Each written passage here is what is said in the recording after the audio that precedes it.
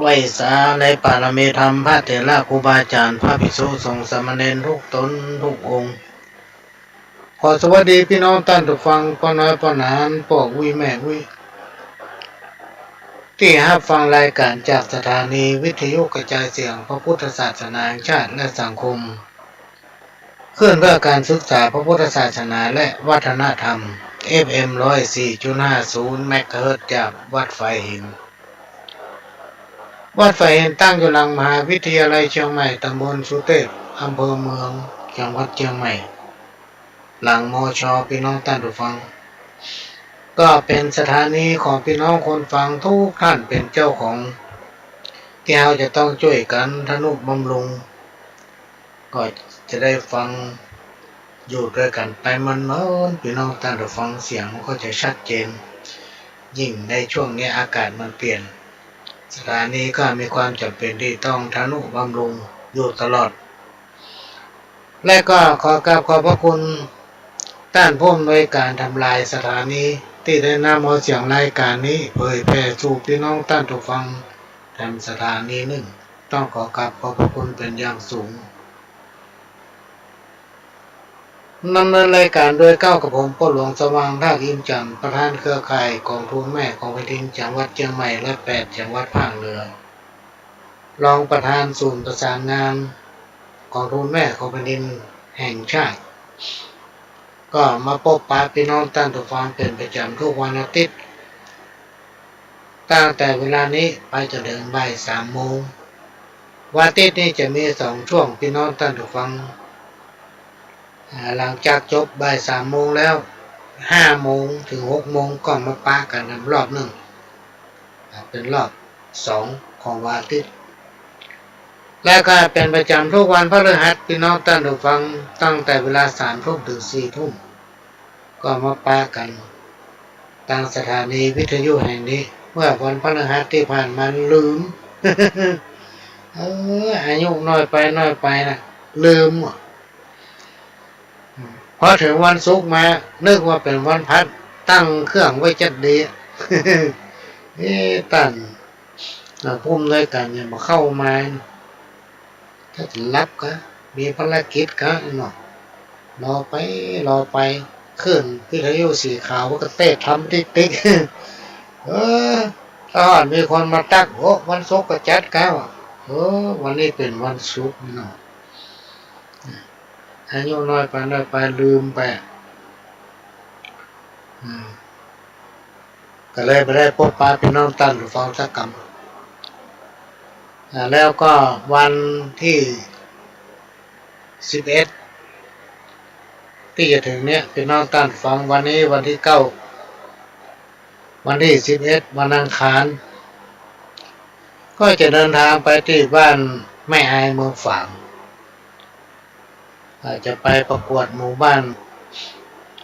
กองทุนแม่ของแผ่นดินที่เป็นศูนย์เรียนรู้ของหมู่บ้านกองทุนแม่ของแผ่นดินบ้านแม่อายจากนั้นก็จะมาที่บ้านม่อนปินที่เมืองฝางนี่มีอยู่2 หมู่บ้านจะมาที่บ้านม่อนปินแล้วก็คงจะกลับมาถึงเชียงใหม่กลับมาถึงบ้านเฮาในเมืองเนี่ยก็หนักประมาณค่ำมันก็ไกลนักแก่ใจเวลาหลายชั่วโมงหลังจากนั้นวันที่13ก็จะไปร่วมในงานประกวดหมู่บ้านกองทุนแม่ของแผ่นดินซึ่งเป็นหมู่บ้านที่เป็นศูนย์เรียนรู้กองทุนแม่ของแผ่นดินที่อำเภอสันทรายอันนี้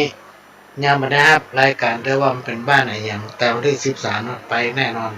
เวลาบ่าย2 โมงมีที่อำเภอสันทรายอันนี้ก็เป็นภารกิจที่ต้องทำแล้วก็ช่วงเนี้ยก็เป็นช่วงที่เฝ้าระวังและก็เตรียมความพร้อมหมู่บ้านต้นกล้ากองทุนแม่ของแผ่นดินและก็คณะประธานคณะกรรมการ แต่ละจังหวัด8จังหวัดภาคเหนือและก็ทั่วประเทศโดยเฉพาะในเขตของเขานี่ก็คือ8จังหวัดภาคเหนือ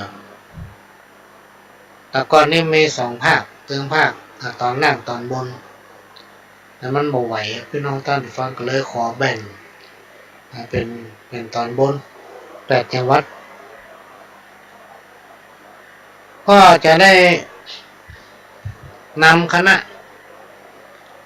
พร้อมกับท่านผู้ว่าราชการจังหวัดทุกจังหวัด8จังหวัดภาคเหนือและก็ทั่วประเทศเอาเฉพาะในเขตของเขาใน8จังหวัดและก็คณะผู้ประสานงานด้านกองทุนแม่ของแผ่นดิน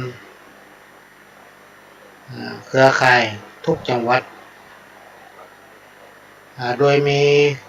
คณะของปปสภาค5โดยการนำของท่านผู้อำนวยการ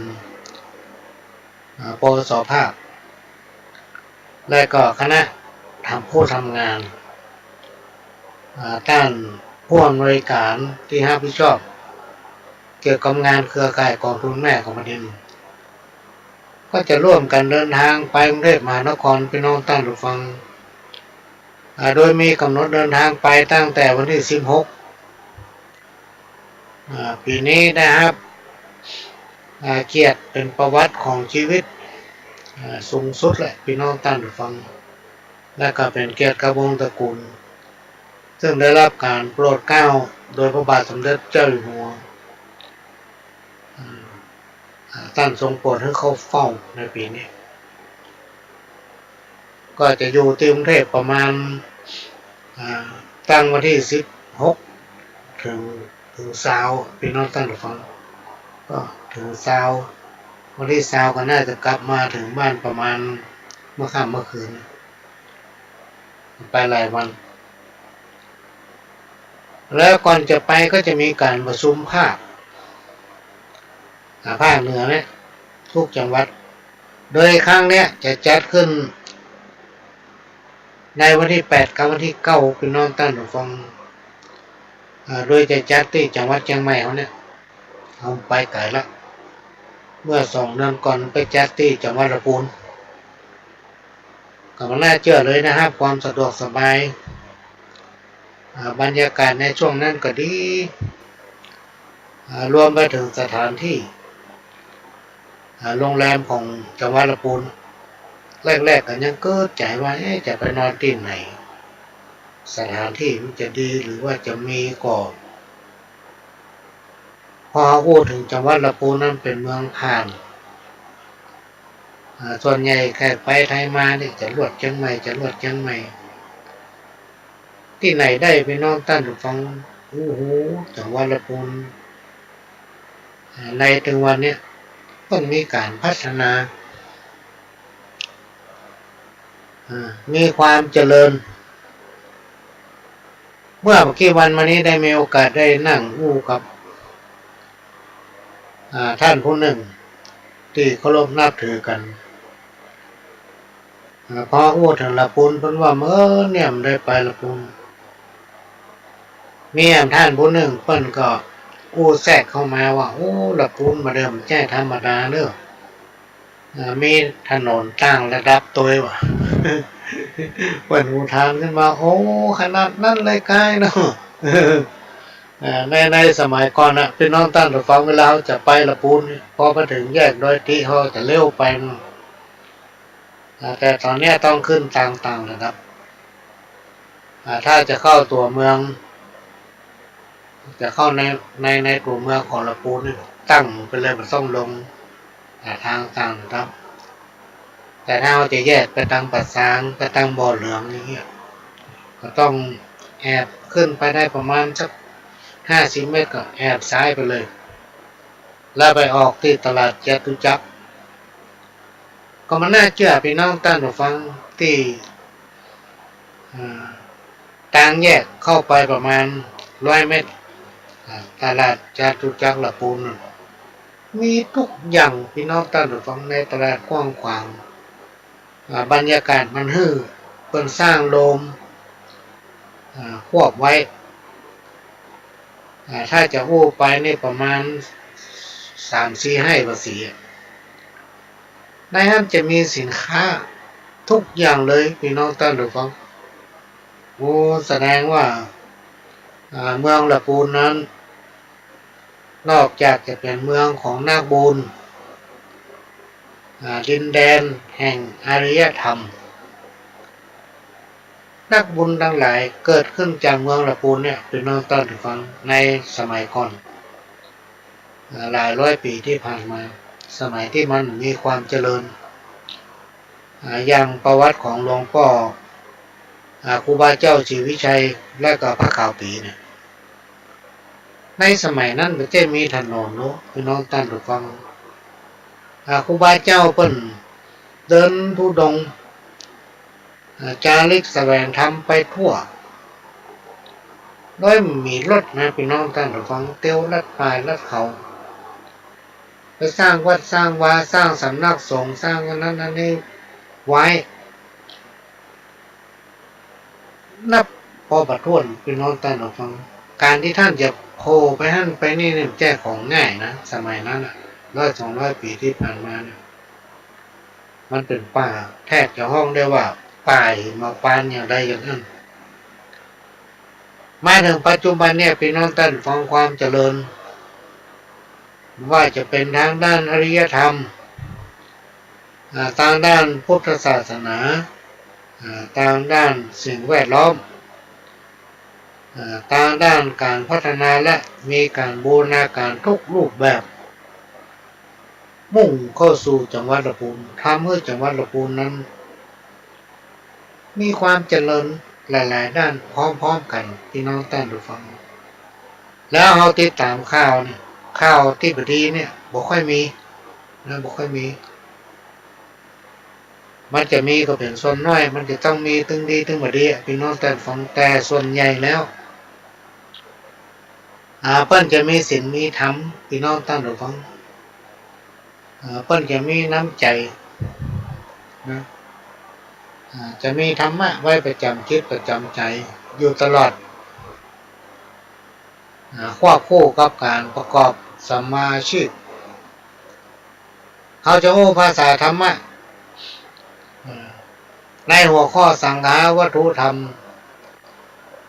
อันเป็นเครื่องยึดเหนี่ยวจิตใจของคนเฮาทั้งหลาย4ข้อมีในอกในใจของพี่น้องบ้านละปูนอย่างวัดละปูนเกือบจะทุกข้อเลยเป็นต้นว่าข้อที่1ทานพี่น้องตั้งฟังการฮื้อทานฮื้อการอนุเคราะห์ช่วยเหลือซึ่งกันและกันอันที่2ปิยวาจาฮื้อปันสิ่งของตนแก่คนอื่นที่ควรฮื้อเนี่ยได้ไปฮู้ไปหันมาละขนาดว่าไปเมื่อกี้หมู่บ้านพี่น้องท่านผู้ฟังในโอกาสที่ไปคราวนั้นครั้งนั้นก็ไปบ้านตุ้งหัวจ้างจากตุ้งหัวจ้างก็มาบ้านโฮงสังฆาวัตถุธรรมถึง4ข้ออยู่ในหันหมดข้อที่3อัตถจริยาการอู้การจาด้วยถ้อยทีถ้อยอาศัยพี่น้องท่านผู้ฟังเพิ่นมีความรู้สึกดีนะมันจะดีแบบนี้เนี่ยเขาดูตาของหูคนเขาเนี่ยนะเท้าโง่นี่ก็ภัยมันแปลงตาล็อกเล็กแล้วไปสู้หน้าเขาเห็นนะ อันนั้นแหละสำคัญข้อที่4สมานัตตาความเป็นผู้มีตนเสมอต้นเสมอปลายบ่ถือตัวนะบ่ถือตัวคิดว่าคนทั้งหลายนั้นเป็นสมัญญาทั้งที่เขาไปกันประมาณสัก50 กว่าชีวิตพี่น้องท่านผู้ฟังมาถึงที่บ้านโฮงนี่เพิ่นเอาหมอม่วงมาตั้งเต็มโต๊ะเป็น5-6โต๊ะพี่น้องท่านผู้ฟังตั้งเต็มแล้วบางต้านก็เอาใส่ในเข่งน้อยบางท่านก็ใส่ในกระเช้าบางท่านก็ใส่ในถุงย้ายเต็มเลยแรกเขาก็นึกว่าก็ได้ซื้อหุ้นหนุนเบิดซ้ำน้อยเพื่อถ้าจะเอามาขายเนาะพอตอนท้ายเป็นว่าเปิ้นเอามาแจกให้คนถุงพี่น้องท่านผู้ฟัง มันเหลืออยู่3-4 ถุงและประกอบกับเฮากับได้ปิกเตือเฮาต้องนอนที่ละปูนก็เลยให้คนรถคนไปเหี่ยอันเนี้ยพี่น้องท่านผู้ฟังนอกจากจะเป็นเมืองที่มีอารยธรรมบอกว่าจะเป็นวัฒนธรรมประเพณีฮีตห้อยอย่างจะอยู่ในหันหมดแล้วพี่น้องส่วนใหญ่เพิ่นจะเป็นยองนะพี่น้องยองเนี่ยเพิ่นจะฮักกันนะพี่น้องท่านผู้ฟังเพิ่นจะฮักกันโอ้กันหัวโอ้กันม่วนยิ้มแย้มแจ่มใสเหมาะสมกับเป็นเจ้าพุทธ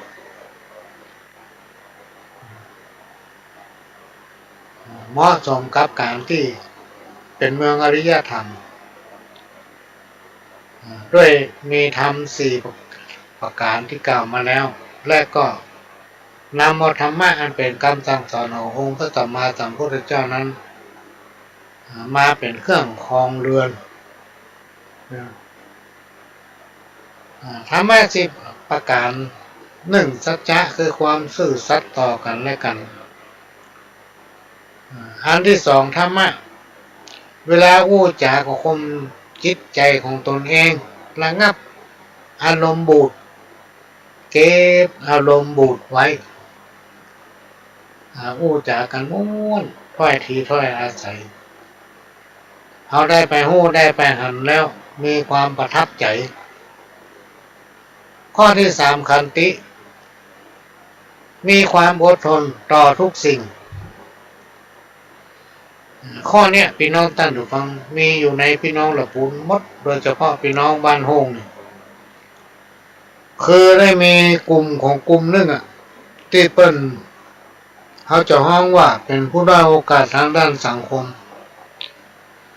เนื่องจากว่าครอบครัวไปมีปัญหาเกี่ยวกับสิ่งเสพติดต่อมาได้รับการฟื้นฟูและให้การอนุเคราะห์ช่วยเหลือจากหน่วยงานจากพ่อกำนันจากพ่อหลวงจากเถระครูบาอาจารย์จากพระนักปราชญ์จากท่านที่มีความรู้จากผู้ที่มีจิตใจงามได้ช่วยเหลือคนกลุ่มนั้นประมาณเป็นสัก20 กว่าคนพี่น้องท่านผู้ฟังคือเขาได้มีงานทำมีอาชีพช่วยตั้งแต่เริ่มต้นในการก่อรากตั้งตัวเขาจนหาแหล่งซื้อผลผลิตจากคนกลุ่มนี้เนี่ยอยู่ในข้อที่3และข้อที่4จาคะก็มีความเสียสละปันสิ่งของที่ควรนะแก่คนทั้งหลายเหล่านั้นจึงได้ชื่อว่าเป็นเมืองเป็นหมู่บ้านที่นำเอาข้อปฏิบัติในการครองเรือนไปไว้ประจำจิตประจำใจของทุกคนเอาพอทุกคนพี่น้องท่านฟังที่ว่าเพิ่นมีปัญหาเพิ่นก็ยิ้มแย้มแจ่มใสพี่น้องท่านฟังได้สอบถามไปเพิ่นก็น้อมนำเอาปรัชญาเศรษฐกิจพอเพียงของรัชกาลที่9ไปใช้กับชีวิตประจำวันจ้างกินจ้างใจพอใจในสิ่งที่มีบักกระตือรือร้นบ่เห่อเหินด้วยสังคมอันนี้เป็นสิ่งที่เราต้องหลายจะนำมาเป็นแบบใช้ถ้าภายใครหู้ใครเห็นก็ไปดูได้ที่ตุ้งหัวจ้างบ้าน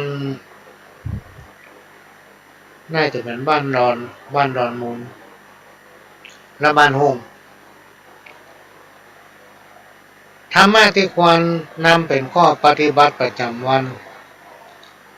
ท่องจำเอาไว้เถอะพี่น้องท่านผู้ฟังก็คือพรหมวิหาร4ถ้าบ้านไหนคนไหนรู้จักพรหมวิหาร4และนำปฏิบัติแม้กระทั่งเอาไว้ผ้าส่วนบนในผ้ากลางคืนก็เอาไว้พี่น้องท่านผู้ฟังมันจะจำอยู่ในจิตสำนึก มันจะทำให้จุ่มเย็นบอกว่าจะไปตั้งเหนือตั้งใต้บอกว่าจะอยู่ที่ไหนที่ไหนแต่ปลาฮักตั้งหลายคนมนุษย์ตั้งหลายก็ฮักนะถ้าสามารถนำปฏิบัติได้ก็คือ1เมตตา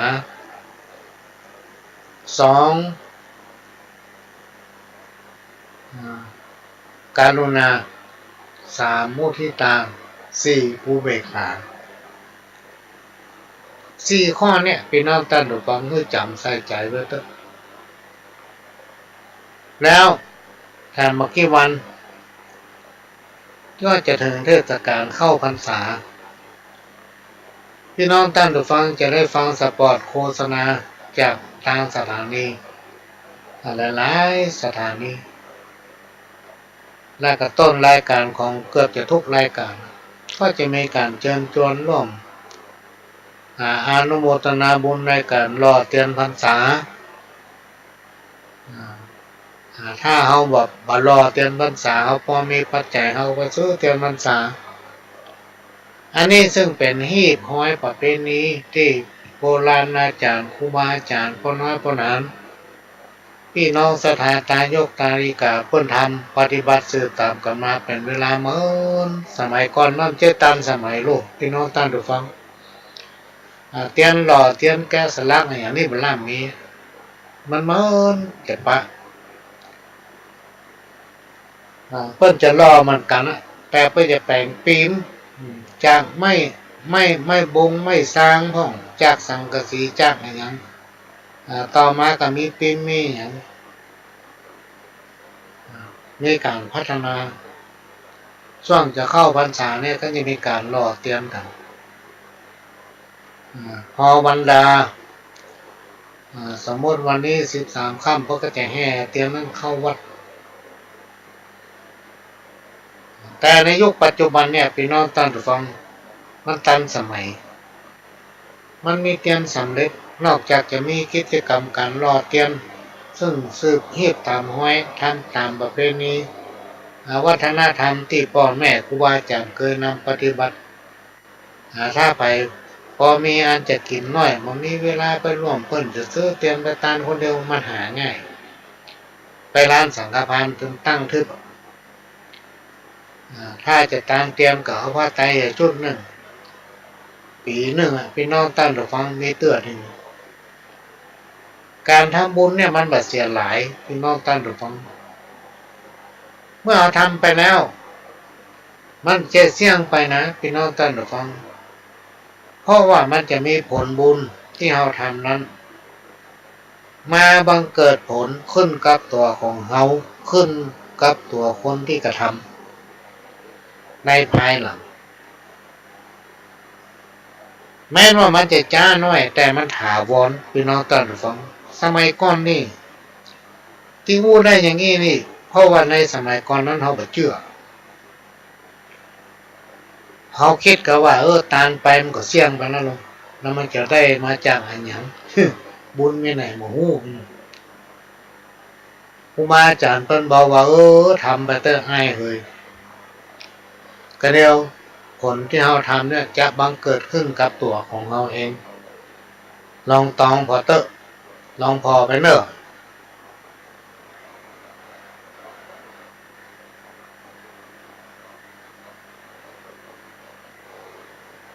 ก็เลยตั้งหน้าตั้งตาทำพี่น้องท่านผู้ฟังหลวงพ่อเพิ่นบอกว่าทำไปเตอะถ้าเฮามีปัจจัยก็เอาแห้งไปหอมเปิ้นเอาสติปัญญาไปหอมเปิ้นเอาบ่าเอาแห้งเอาไปหอมเฮาก็ปฏิบัติตามก็เริ่มเข้าสู่สังคมแต่เนี่ยพี่น้องท่านผู้ฟังตั้งแต่ปี2519ทำมาโดยตลอดการที่เราอยู่วัดกับอยู่โลกภายนอกนี่มันจะแตกต่างกันนะพี่น้องท่านผู้ฟังในสมัยนั้นเขาคิดกันว่าถ้าเราอยู่วัดเราเป็นผู้เจ้าเนี่ยเพิ่นถึงมาตาลบาตรแห่งกันหนึ่งเจ้ามากับไปเพิ่นถึงทำบุญตักบาตรบางทีก็ได้ปัจจัยบางทีก็ได้จดหมายก้อม มันมีนะในสมัยก่อนนะมันแจ้งเนี่ยในสมัยนั้นแต่เขาก็ตั้งมั่นอยู่ในสิ่งในธรรมบัลละเมิดคิดว่าพ่อออกแม่ออกศรัทธาเป็นพ่อเป็นแม่นุ่มนะเฮาก็เป็นน้องแก่นะเฮาไปกับพี่เป็นไอ้พี่น้องตั้งแต่ฟังพ่อเขาถือว่าเขาเป็นลูกพ่อแม่ศรัทธาใหญ่ครับกับพ่อแม่ศรัทธาไปที่ไหนเขาก็ถือคนทั้งหลายเป็นเสมือนญาติทั้งหมดเมื่อมาเข้าสู่สังคมเนี่ยพี่น้องตั้งแต่ฟังเมื่อเขามาเป็นคารวะเขาต้องเนี่ยต้องทำเนาะถ้าเอาแบบเนี้ยมาทำภายถึงแบ่งปันให้เขาเหมือนกับสุภาษิตที่เป็นข้อคิดเตือนใจว่าอัตถิอัตโนนาโถตนแลเป็นที่พึ่งของตนเขาจะต้องเปิ่งตัวเองเปิ่งตัวเก่าเนี่ยจนถึงที่สุดอะพี่น้องตั้งตัวฟังเมื่อมันถึงที่สุดแล้วมันไปได้แล้วบอกเขาถึงปรึกษากับผู้ที่เขาเคารพนับถือและขอความช่วยเหลือจากคนอื่นอย่างนี้เป็นต้นและจากการที่เขาตั้งอกตั้งใจท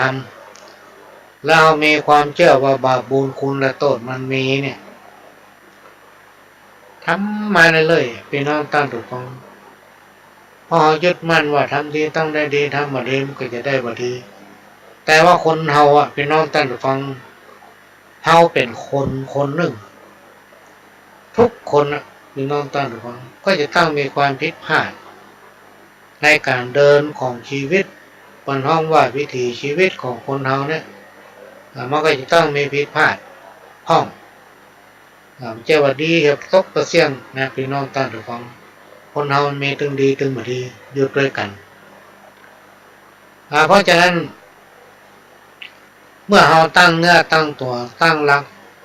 ด้วยจิตสำนึกนึกถึงคุณธรรมพี่น้องตั้งถูกต้องว่าคุณธรรมมันจะต้องมี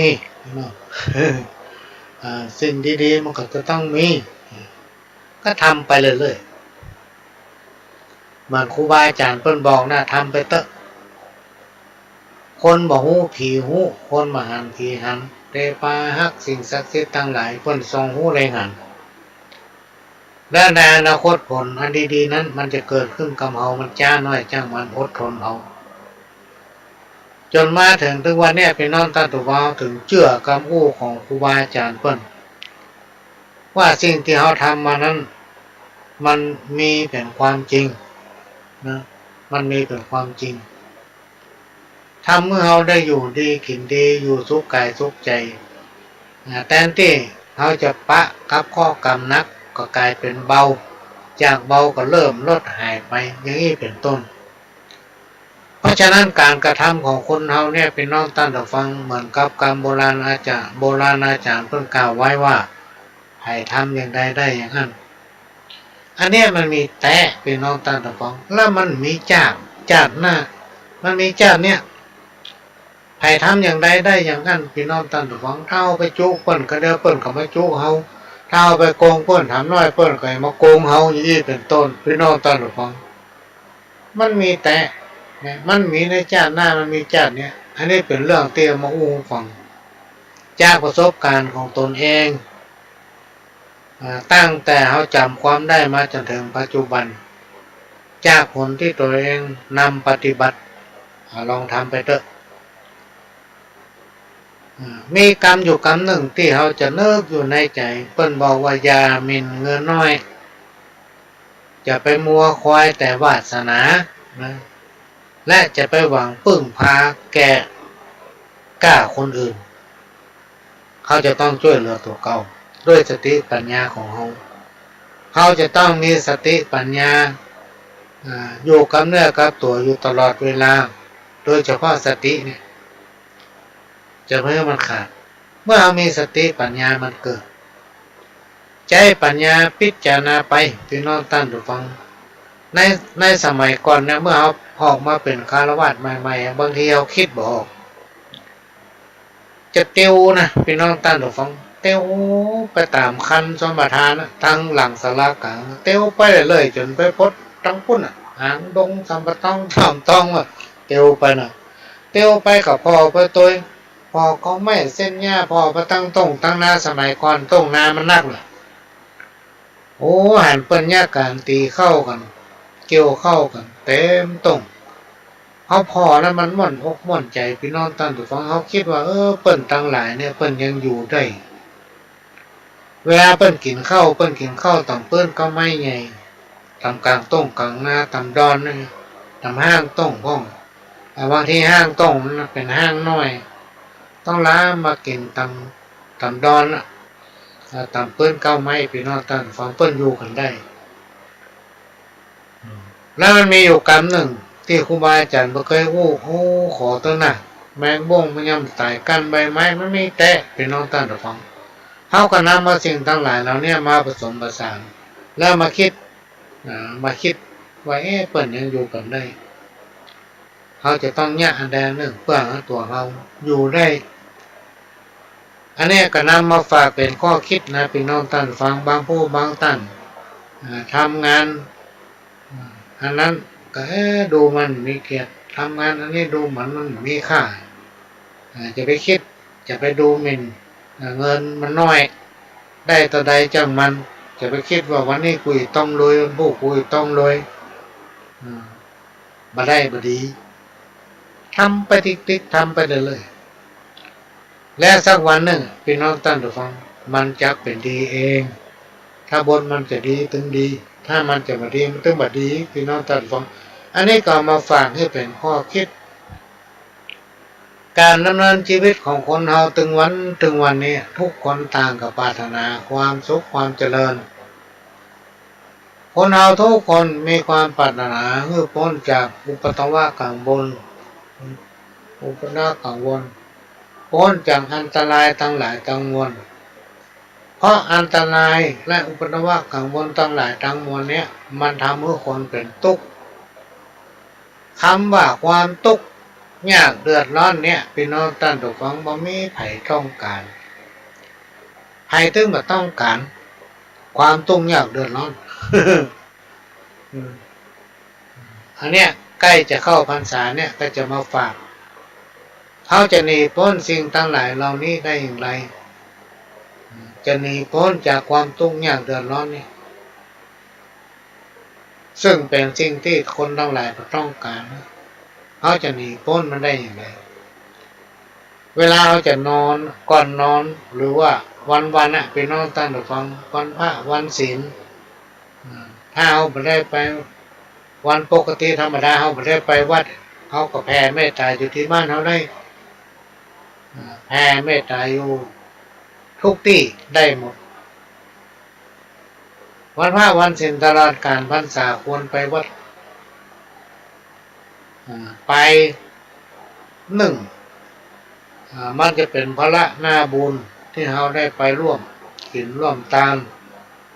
ได้รักษาไว้มีส่วนสืบต่ออายุพระพุทธศาสนาให้สืบไปแล้วยังเป็นตัวอย่างให้แก่ตนเองเป็นตัวอย่างให้แก่คนอื่นเป็นตัวอย่างให้กับลูกกับหลานซึ่งจะนำพาความสุขมาถึงตนตัวของเราและคนอื่นๆรวมไปถึงลูกเต้าเหล่าหลานการที่เราไปวัดนั้นเราจะได้แผ่บุญมาถึงสรรพสิ่งสรรพสัตว์ทั้งหลายร่วมกับพี่น้องศรัทธาพุทธบริษัทที่เพิ่นตั้งอกตั้งใจ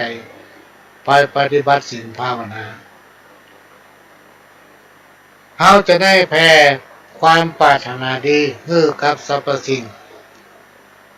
ที่มีชีวิตและบ่มีชีวิตเพื่อของเรานั้นมีความสุขเสมอกัน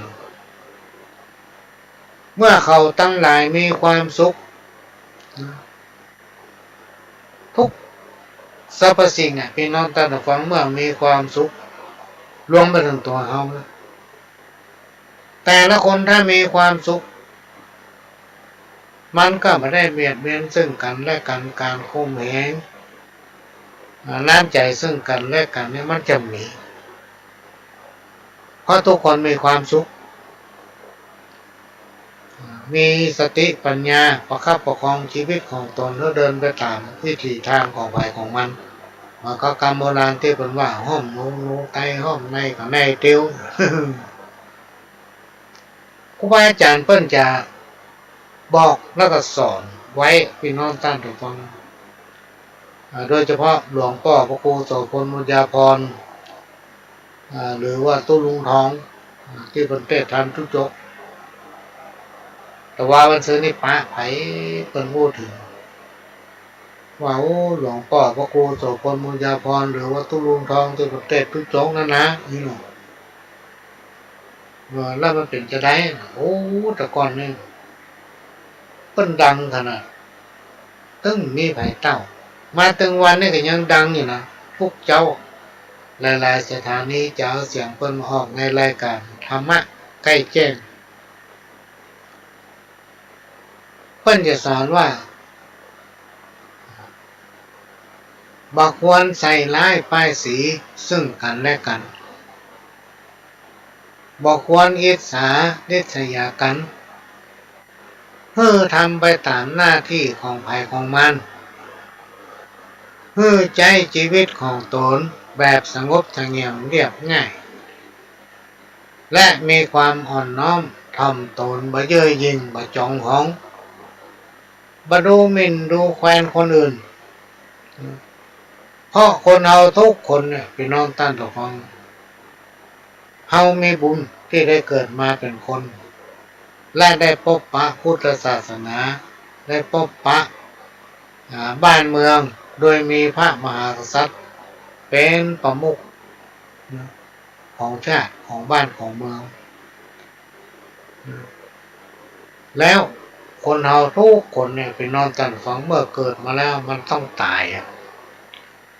อันนี้คือสัจธรรมบ่มีไผพ้นจากสิ่งที่กล่าวมาเนี่ยได้สักคนเพราะฉะนั้นต้องตั้งตนตั้งตัวตั้งมั่นอยู่ในความดีงามถ้าไผทำได้เนี่ยพี่น้องท่านผู้ฟังครูบาอาจารย์เพิ่นบอกว่าตกน้ำก็บ่ไหลตกไฟก็ไหม้ในยามตกอับก็จะมีคนใจบุญมาช่วยเฮาพ้นจากความวิบัตินั้นอุปตวะกังวลทั้งหลายภัยทั้งหลายที่จักมาบังเกิดมันจะระงับกับหายและก็ลดน้อยถอยไปเนี่ยเป็นสิ่งที่ถ้าไผนำปฏิบัติได้นะพี่น้องท่านผู้ฟังท่านจะได้มีความสุขในบั้นปลายของชีวิตบ่อดกั้นบ่อดอยากเวลาเราขาดเหลือหยังก็มีคนมาช่วยกำจุนอุปถัมภ์คนดีมีนักพี่น้องท่านผู้ฟังในสังคมชุมชนในบ้านในเมืองเราเนี่ยแต่เขามองมาหันเขาพ่อมาหันอันเนี้ยระลึกไว้อยู่เสมอเพราะฉะนั้นก่อนจะรับจะนอนพี่น้องท่านผู้ฟังตั้งสมาธิรวบรวมสมาธิไหว้พระสวดมนต์สัก1 หรือ 2 นาทีมันจะทำเมื่อรับนอนฝันดีบ่ฝันร้ายอันตรายอุบัติภัยอย่างทั้งหลายที่จะมาบังเกิดมันจะระงับไปพี่น้องท่านผู้ฟังถ้าเมื่อรับดีลองทำพอเตอะที่อย่างนี้นี่เพราะว่าเขาลองมาแล้วเขาทำมาแล้วบางวันเขาคิดนักโลกพี่น้องท่านผู้ฟังคนเขาเนี่ยมันต้องมีปัญหาอยู่ในอกในใจนะมันต้องมีทุกคนบางวันเขาคิดนักคิดอันนั้นจับอันนั้นคิดอันนั้นจับอันนั้นทำเพื่อเขานอนบ่หลับถ้าเขานอนบ่หลับเขาต้องตั้งสติลูกไหว้พระดีกว่าลูกไหว้พระเขาไหว้พระแล้วสักกรรมมันตึงหลับล่ะพี่น้องท่านผู้ฟังถ้าเมื่อจิตใจเขาสงบตื่นมาก็ม่วนอกม่วนใจการไหว้พระสวดมนต์เนี่ยมันตึงดีลองปฏิบัติก่อนพี่น้องท่านผู้ฟังแล้วท่านจะรู้ว่ามันเป็นอย่างนี้แต่โล ที่กล้าอู้อย่างนี้ได้เนี่ยเพราะเราปฏิบัติแล้วเราทำแล้วเราหันว่ามันมีผลก็เลยมาอู้ฟังอันนี้เป็นเรื่องจากประสบการณ์ของตัวเก่าที่นำปฏิบัติบัจใจอู้เข้าข้างตัวเก่านะพี่น้องตั้งตัวฟังบัจใจอู้ว่าเอามาสอนแล้วท่านที่เข้าใจว่ามันดีหมกใดเอามาอู้มาสอนเปิดนี่นะไม่ได้สอนใครเอามาอู้ฟังสิ่งไหนที่ท่านฟังแล้วหันว่ามันมีประโยชน์ก็ฝากเด้อขอฝากไว้เป็นข้อคิดประดับสติปัญญาของตั้งสิ่งไหนที่หู้แล้วจะได้หู้แถมสิ่งที่บ่หู้ก็จะได้หู้และในรายการของพ่อหลวงเนี่ยพี่น้องท่านผู้ฟังถ้าท่านมีโอกาสท่านผู้รู้ทั้งหลายจะแสดงวิสัยทัศน์หาข้อคิดเห็นสิ่งหนึ่งสิ่งใดพี่น้องท่านผู้ฟังก็สามารถโทรมาได้ออกวิทยุกว่าถ้าท่านโทรมาหมายเลขโทรศัพท์053110 638 053110 638เนี่ยมันโทรง่ายก็ต้องโทรมือถือถ้ามือถือมันเสี่ยงสตางค์นะอันนี้หมดด้วยถ้ามีคนรับกว่า50 ตังค์มันจะไปเรื่อยๆของมันโทรมาเฉพาะช่วงที่เข้ารายการเนอะถ้าออกรายการแล้วก็ต้องโทรเพราะมันมีแผลฮับมันก็จะตัดเข้าแฟลชมือถือของพ่อหลวงนี่0817065056เบอร์เก่าเบอร์เดิมเนี่ยใช้มาเป็นเวลา40-50 ปีแล้วพี่น้องท่านผู้ฟังแต่ว่ามือถือนั้นนะมันบลั่นนะครับเนื่องจากบางทีต้านโทรมาพ่อหลวงมีภารกิจบางทีต้านโทรมาพ่อหลวงรับ อายุน้อยไปเนี่ยมันต้องรับนะพี่น้องท่านผู้ฟังเขารับแต่น้อยหนึ่งมันถึงจะสดชื่นเนาะถ้าบ่รับสักน้อยนะมันเป็นเพลียเป็นง่วง อันนี้ก็มาฟังที่จากประสบการณ์ตัวเก่ามีเพื่อนคนหนึ่งบอกว่าโอ้แม่ผม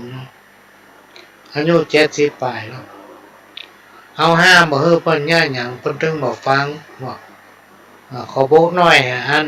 อยู่ไปตามกลางกลางกว้างตามหัวตามหาวเนี่ยอันนั้นย่างตึงเหมือนย่างเขาก็เลยถามว่าโอ้ถ้าเปิดย่างมันจะเป็นจะได้หากินเข้าบันล้ำนอนบันลับพี่น้อง ก็ต้องออกกำลังพี่น้องตาหลวงโอ้มาถึงตอนนี้พ่อหลวงมียาผีบอกนะก็ได้จะบอกว่ายาผีบอกคือหยังโอ้ยมันเก่งพี่น้องตาหลวงยาผีบอกขนาดนี้นะเก่งขนาด ลองหมดเถอะมีอยู่ข้างหนึ่งพี่น้องตาหลวงเขาคิดว่ากูสบายตาก็ลายนักหัวก็นักเวลาเขาจะเตียวจะย่างไปไหนเนี่ยโอ้ตีนเขานี่ยกเหมือนกับมันยกบ่ขึ้นเวลาเขาย่ำเตียวไปทางไหนเนี่ยโอ้สุมาเด้อตีนเขาเนี่ยมันก็ตีนจ้างพี่น้องตั้งหรือเปล่าก็ฟันฝ่ายไปจ้างไปคลินิกหมอเพิ่นบอกซื่อเพิ่นบอกว่าโอ้ปอดต้องไปโรงพยาบาลเนอะผมมาฉีดยาผมบอกยาให้กินให้ปอดไปโรงพยาบาลเลยประเดี๋ยวนี้นี่โลบ้ามันนักเต็มทีกันนั่นนี่เนาะก็เลยฟังกับหมอคลินิกไปโรงพยาบาลว่าหมอประเดี๋ยวนี้ปอผมเนี่ยเจ็บหัว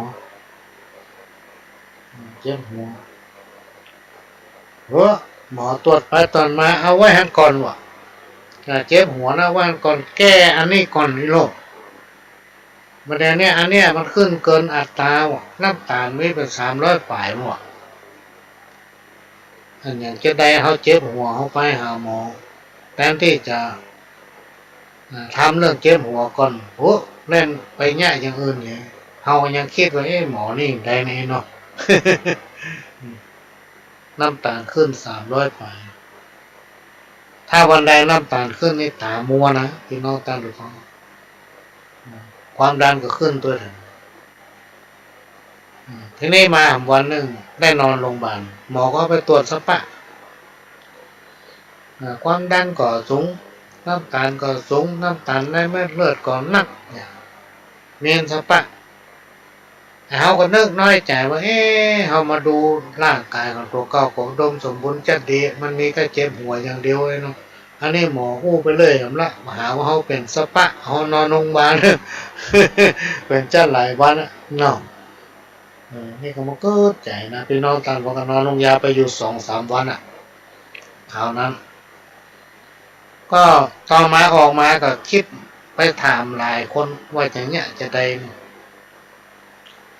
แรกก็ไปออกกำลังกายที่700 ปีเนี่ยตรงกันข้ามกับบ้านพ่อหลวงเนี่ยคนลายน้ำปิงเขาอยู่ฝั่งตะวันออก700 ปีอยู่ฝั่งตะวันตกหลังศาลากลางพุทธก็ไปเดินไปนอกต้านตัวฟังเจ้าแรกนี่ก็เอาสัก5 รอบเดินเร็วเนี่ยนะอย่าไปโลดเนอะเพราะว่าถ้าอายุน้อยโลดมาได้นะดีขอบพลิกนี่เอ็นพลิกมีหันหมดเขาไปเตียวเร็วก็จนเหงื่อออกเจ้าแรกนี่เขาเห็นสัก4-5 รอบเพิ่มขึ้นไปเรื่อยๆเจ้าที่2ก็เขาเห็น10 รอบเจ้าที่3ก็เขาเห็น15 รอบทำเจ้าก็เขาเห็น20 รอบนี่นะ ถ้าครบแล้วก็ปิ๊กรู้สึกว่ากระปี้กระเป๋ดีแล้วมีหลายคนมาบอกว่าต้องหื้อเหงื่อออกเหมือนเขาอาบน้ำทุกเจ้าเขาจะต้องอย่าได้อย่างนึงหื้อเหงื่อออก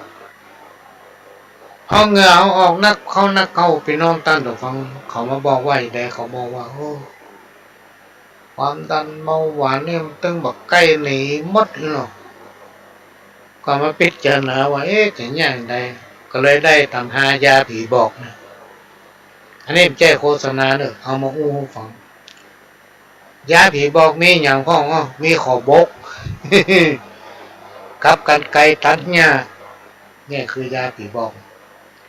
แจ้งเจ้ามาพี่น้องตั้งแต่ฟังเขาหันหญ้าบ้านไผ่ฮุกไปขอตัดหันหัวบ้านไผ่มันลกเนี่ยไปขอตัดไปขอแต่งหัวเขาคนเนี่ยที่หน้าบ้านปหลวงนี่หน้าบุญมันมีส่วนประมาณ2-3 ให้4มันมีหญ้ามันมีต้นเหมือนยงซิดมันมีไม่บงไม่ทำมีทุกอย่างแหละครบเลยแหละก็เลยมีขอบกเหลือเท่านึงมีกำไกตัดใหญ่เท่านึงมีรถตัดใหญ่อันนึงก็ไปอู้เพิ่นฟังว่าผมจะมาขอตัดหญ้านะใจกันไกลมันก็ดูจะเมินไปหันรถตัดหญ้ามีเอาใจรถตัดหญ้าได้กันมันไม่ค่อยมีน้ำมันเป็นอย่างที่เขาไปซื้อมา เอาขอเพิ่นสอนก็ไปซื้อน้ำมันมาใส่เสร็จตัดหญ้าสักกำหนึ่งเหงื่อมันออกแรกนี่มดแห้งเลยนะพี่น้องตั้นของพ่อบอกเคยเนี่ยหลังจากนั้นก็ใจขอบกพวนไปเรื่อยๆเปียนึงจับอันนึงพี่น้องตั้นฟังบ่ฮือยังเขาจนเหงื่อออกเต็มเนื้อเต็มตัวแล้วมาอาบน้ำทำอย่างนั้นได้อาทิตย์หนึ่งพี่น้องตั้นฟังปิ๊กไปโรงพยาบาลหมอถาม แอบไปรักษาที่ไหนมาวะ หมอสงสัยแล้วกันนั่นโอ้มาแต่ว่ามันซื้อนี่น้ำตาลนี่ก็200-300ก็ได้ก็เจ็บหัวความดันก็ขึ้นอยู่กับ200 ปลายพุ่นเนี่ย160-170มันถึงบรรลุกำแล้วเนี่ยได้ก็ได้แล้วเดี๋ยวนี้หายแซ่บหมดความดันก็มีปกติน้ำตาลก็ปกติมันต้องแอบไปรักษาในสักตีนะแต่เขามียาผีบอก ก็คือไปซื้อขอบกเถื่อนไปซื้อกันไกลอันหนึ่งบ้านไผ่หญ้าอุเขาไปหมดโรงแรมกันยังไปเลยไปถามพอเรื่องวันนี้ไผ่มาตัดหญ้านี่โอ้ครูคนเนี้ยก็ช่วยกันวันเสาร์วันอาทิตย์แต่พันลงมันยากการบัตรตันกับครูคนเนี้ยเนี่ยอันถ้าผมจะมาตัดหญ้าให้ได้กว่านี้เนาะ โอ้ได้ก็ลูกเนี่ย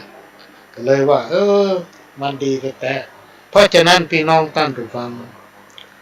ถ้าเอานิ่งอยู่เอาบ่ออกกำลังมันเป็นการสะสมพญาธิเขาจะต้องออกกำลังถึงวัน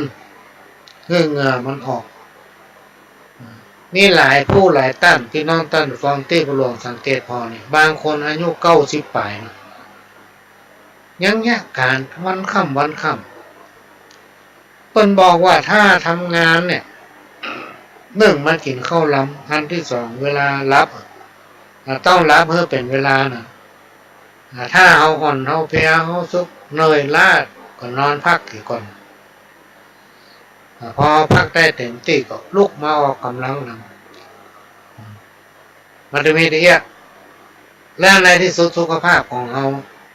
จะสมบูรณ์กินข้าวลำนอนหลับอันนี้ก็มาฟังบัดได้เนอะพี่น้องต้นฟังแต่มามีปัญหาทางตามละตอนนี้ถึงตอนออกกำลังแต่ว่านี้มานั่งเข้ารายการเกือบประจบพี่น้องต้นฟังเพราะอย่างมันเกือบประจบไปมาแว่นตาสมาหัก เดือนนี้มันเป็นเดือนที่เสี่ยงสตางค์เนอะพี่น้องต้นฟังมันมีเป็นช่วงนะมันเริ่มต้นจากต้นเดือนมาละรถนี้ก็ขี่มาหลายปีแล้วมันเป็นรถเก่าแล้วเนาะก็เอาไปเช็คล้างถึงหม้อน้ำล้างถึงถังน้ำมันเช็คเครื่องถ่ายน้ำมันเครื่องเนี่ยสปะล้างกองแอร์เนี่ยอย่างสปะทุกอย่างเอาช่างเขาจนการวันค่ำพี่น้องท่านฟังเสี่ยงไปอยู่7,400มาแต่ว่านั่งรายการนั่งไปนั่งมาถอดแว่นถอดเข้าขาหัก แว่นขาหักอันที่แซมเรียนเอาไปซ่อมมาละนึกใจจันเมินเอาไว้ไปตัดแว่นแต่มันใจปัจจัยนักพี่น้องท่านผู้ฟังในยุคปัจจุบันเนี่ยถ้าเอาไปซื้ออย่าง200-300มาใส่มันใส่ได้2-3 วันได้เอาขว้างแว่นตาเอาเลยมีถึง10 อันบ่แต่ก่อนเราก็ซื้อมาใส่คนเดียวถ้ามันมาตรฐานถ้ามือตาเขาเสียแต่ว่าแว่นหักโดยจัดรายการจบพุ่นจบเพศนั่นนะฟังไปตรวจไปตัดแว่นเสี่ยงปัน7,000 6,900เถอะพี่น้องท่านผู้ฟัง6,900นะประมาณ900 6,900เกือบ7,000เสื้อนั่นนี่เสี่ยงประมาณ7,000เดือนนี้เลยเป็นเดือนเสี่ยง อันนี้มาฟังบ่ได้ขณะนี้พี่น้องท่านผู้ฟังก็กำลังรับฟังรายการสาระสัปปะน้อยอันฟังเรื่องจากทางสถานีวิทยุกระจายเสียงพระพุทธศาสนาชาติและสังคมขึ้นเพื่อการศึกษาพระพุทธศาสนาและวัฒนธรรม FM 104.50 เมกะเฮิรตซ์วัดไฟหินตั้งอยู่หลังมช.เนอะพี่น้องท่านผู้ฟังที่แม่ละเด็กพุ่มแจ้อันนั้นเป็นวัดหัวฝ่ายนะมีคนหนึ่งโทรหาพ่อหลวงห้องทรงสถานีอยู่ตั้งใดประเด็นนี้ข้าเจ้ามายืนอยู่หน้าวัดเนี่ยมาหันไผ่สักคนวะยืนอยู่หน้าวัดไปมีไผ่วัดไฟเห็นอยู่เมืองบนดอยป่ะแต่เนี่ยมาเข้าไปในวัดผู้ไหนเนาะประเด็นนี้เข้ามาในวัดหมานักเข้ามาในวัดละก็มาหันไผ่นะไอ้โลกก็มาถามไปถามมาอีกแม่เข้าไปที่ทางใดฮั่นอยู่ที่ไหนฮั่นก็ได้จะได้แจ้งทางด้านผู้อำนวยการสถานีเนาะเนี่ยก็ไอ้แม่ก็มาเอารถจอดที่หน้าวัดเนี่ยบ้าไปมีที่จอดรถที่ไหนฮั่นหน้าวัด ผ่านไอ้แม่ไปทางใดเนาะก็มาทางเนี่ยนะทางโรงพยาบาลแม่ละเด็กเนี่ยผ่านโรงพยาบาลแม่ละเด็กมาก็จะเข้ามาถึงวัดนี่ล่ะอีแม่เราพอชื่อวัดเป็นว่าจะได้เนาะวัดหัวฝายเนาะ ใจลายนะเป็นว่าวัดฝายหินนี่ตั้งอยู่หลังมอชอไปทางกาดต้นขยอมเนอะพี่น้องท่านผู้ฟังสถานีวิทยุ FM 104.50 เมกะเฮิรตซ์นี่เป็นของพี่น้องคนฟังทุกท่านเป็นเจ้าของที่เราต้องช่วยกันทนุบำรุงพี่น้องท่านผู้ฟังถ้าเอาไปช่วยกันทนุบำรุงพี่น้องท่านผู้ฟังกันเดียวก็ส่อแซ่ไหลไปไหลมาไม่มีไหนเหี้ยมันก็ต้องซ่อมถึงวัน อันนั้นรู้อันนั้นเสียมันเป็นธรรมดาพี่น้องท่านผู้ฟังแล้วผู้ดำเนินรายการแต่ละท่านแต่ละคนก็จะมีรายได้อย่างพี่น้องท่านผู้ฟังทุกรายการก็จะพูดเรื่องตัวเก่าหมด สถานีก็เก่าไปติ๊กๆอันนี้เขาจะต้องช่วยกันทนุบำรุงพี่น้องท่านผู้ฟังถ้าไปทางวัดต่างในเมืองต่างตำบลสุเทพไปนังกาดต้นขยอมก็สามารถขึ้นไปทางวัดได้ถ้ามีรถส่วนตัวเนาะบางคนบ่นว่าขึ้นรถ4 ล้อเขาไม่ค่อยไปเพราะมันมีคนโดยสารถ้าขึ้นไปต้องเหมาแล้วเวลาจะลงมากันยากครับมั้งท่านก็ต้องไปก็ได้ไปที่ธนาคารใกล้บ้านเพราะว่าธนาคารเนี่ยมันมีทุกอำเภอแหละพี่น้องท่านผู้ฟังท่านก็ไปที่ธนาคารอะไรยังก็ได้มาดึงเป็นเครือข่ายที่เป็นสามารถลิงก์สัญญาณข้อมูลอย่างต่างๆเนี่ยเข้าได้ทุกธนาคารก็ไปบอกเพิ่นว่าขอโอนปัจจัยต้องได้ตามใจของท่านเพื่อทนุบำรุงสถานีของวัดฝ่ายหินนะหมายเลขบัญชีของสถานีพี่น้องท่านผู้ฟังเตรียมจดเนาะถ้าจะให้ดีเนี่ยถ้าจดใส่กระดาษเนี่ยก็เดียวเอาไปหายนะถ้าจะให้ดีเนี่ยเอาดินสอพี่น้องท่านของจดใส่ปฏิทินนะมันถึงหายนะจดใส่ตั้งหน้าตั้งหลังมันเนอะถ้าจดใส่ตั้งหน้าก็เดียวไป4 ขว้างละพอหมดเดือน4 ขว้างก็รอดหายไปหมดหมายเลขบัญชีของสถานีวิทยุวัดฝ่ายหิน FM 104.50 เมกะเฮิรตซ์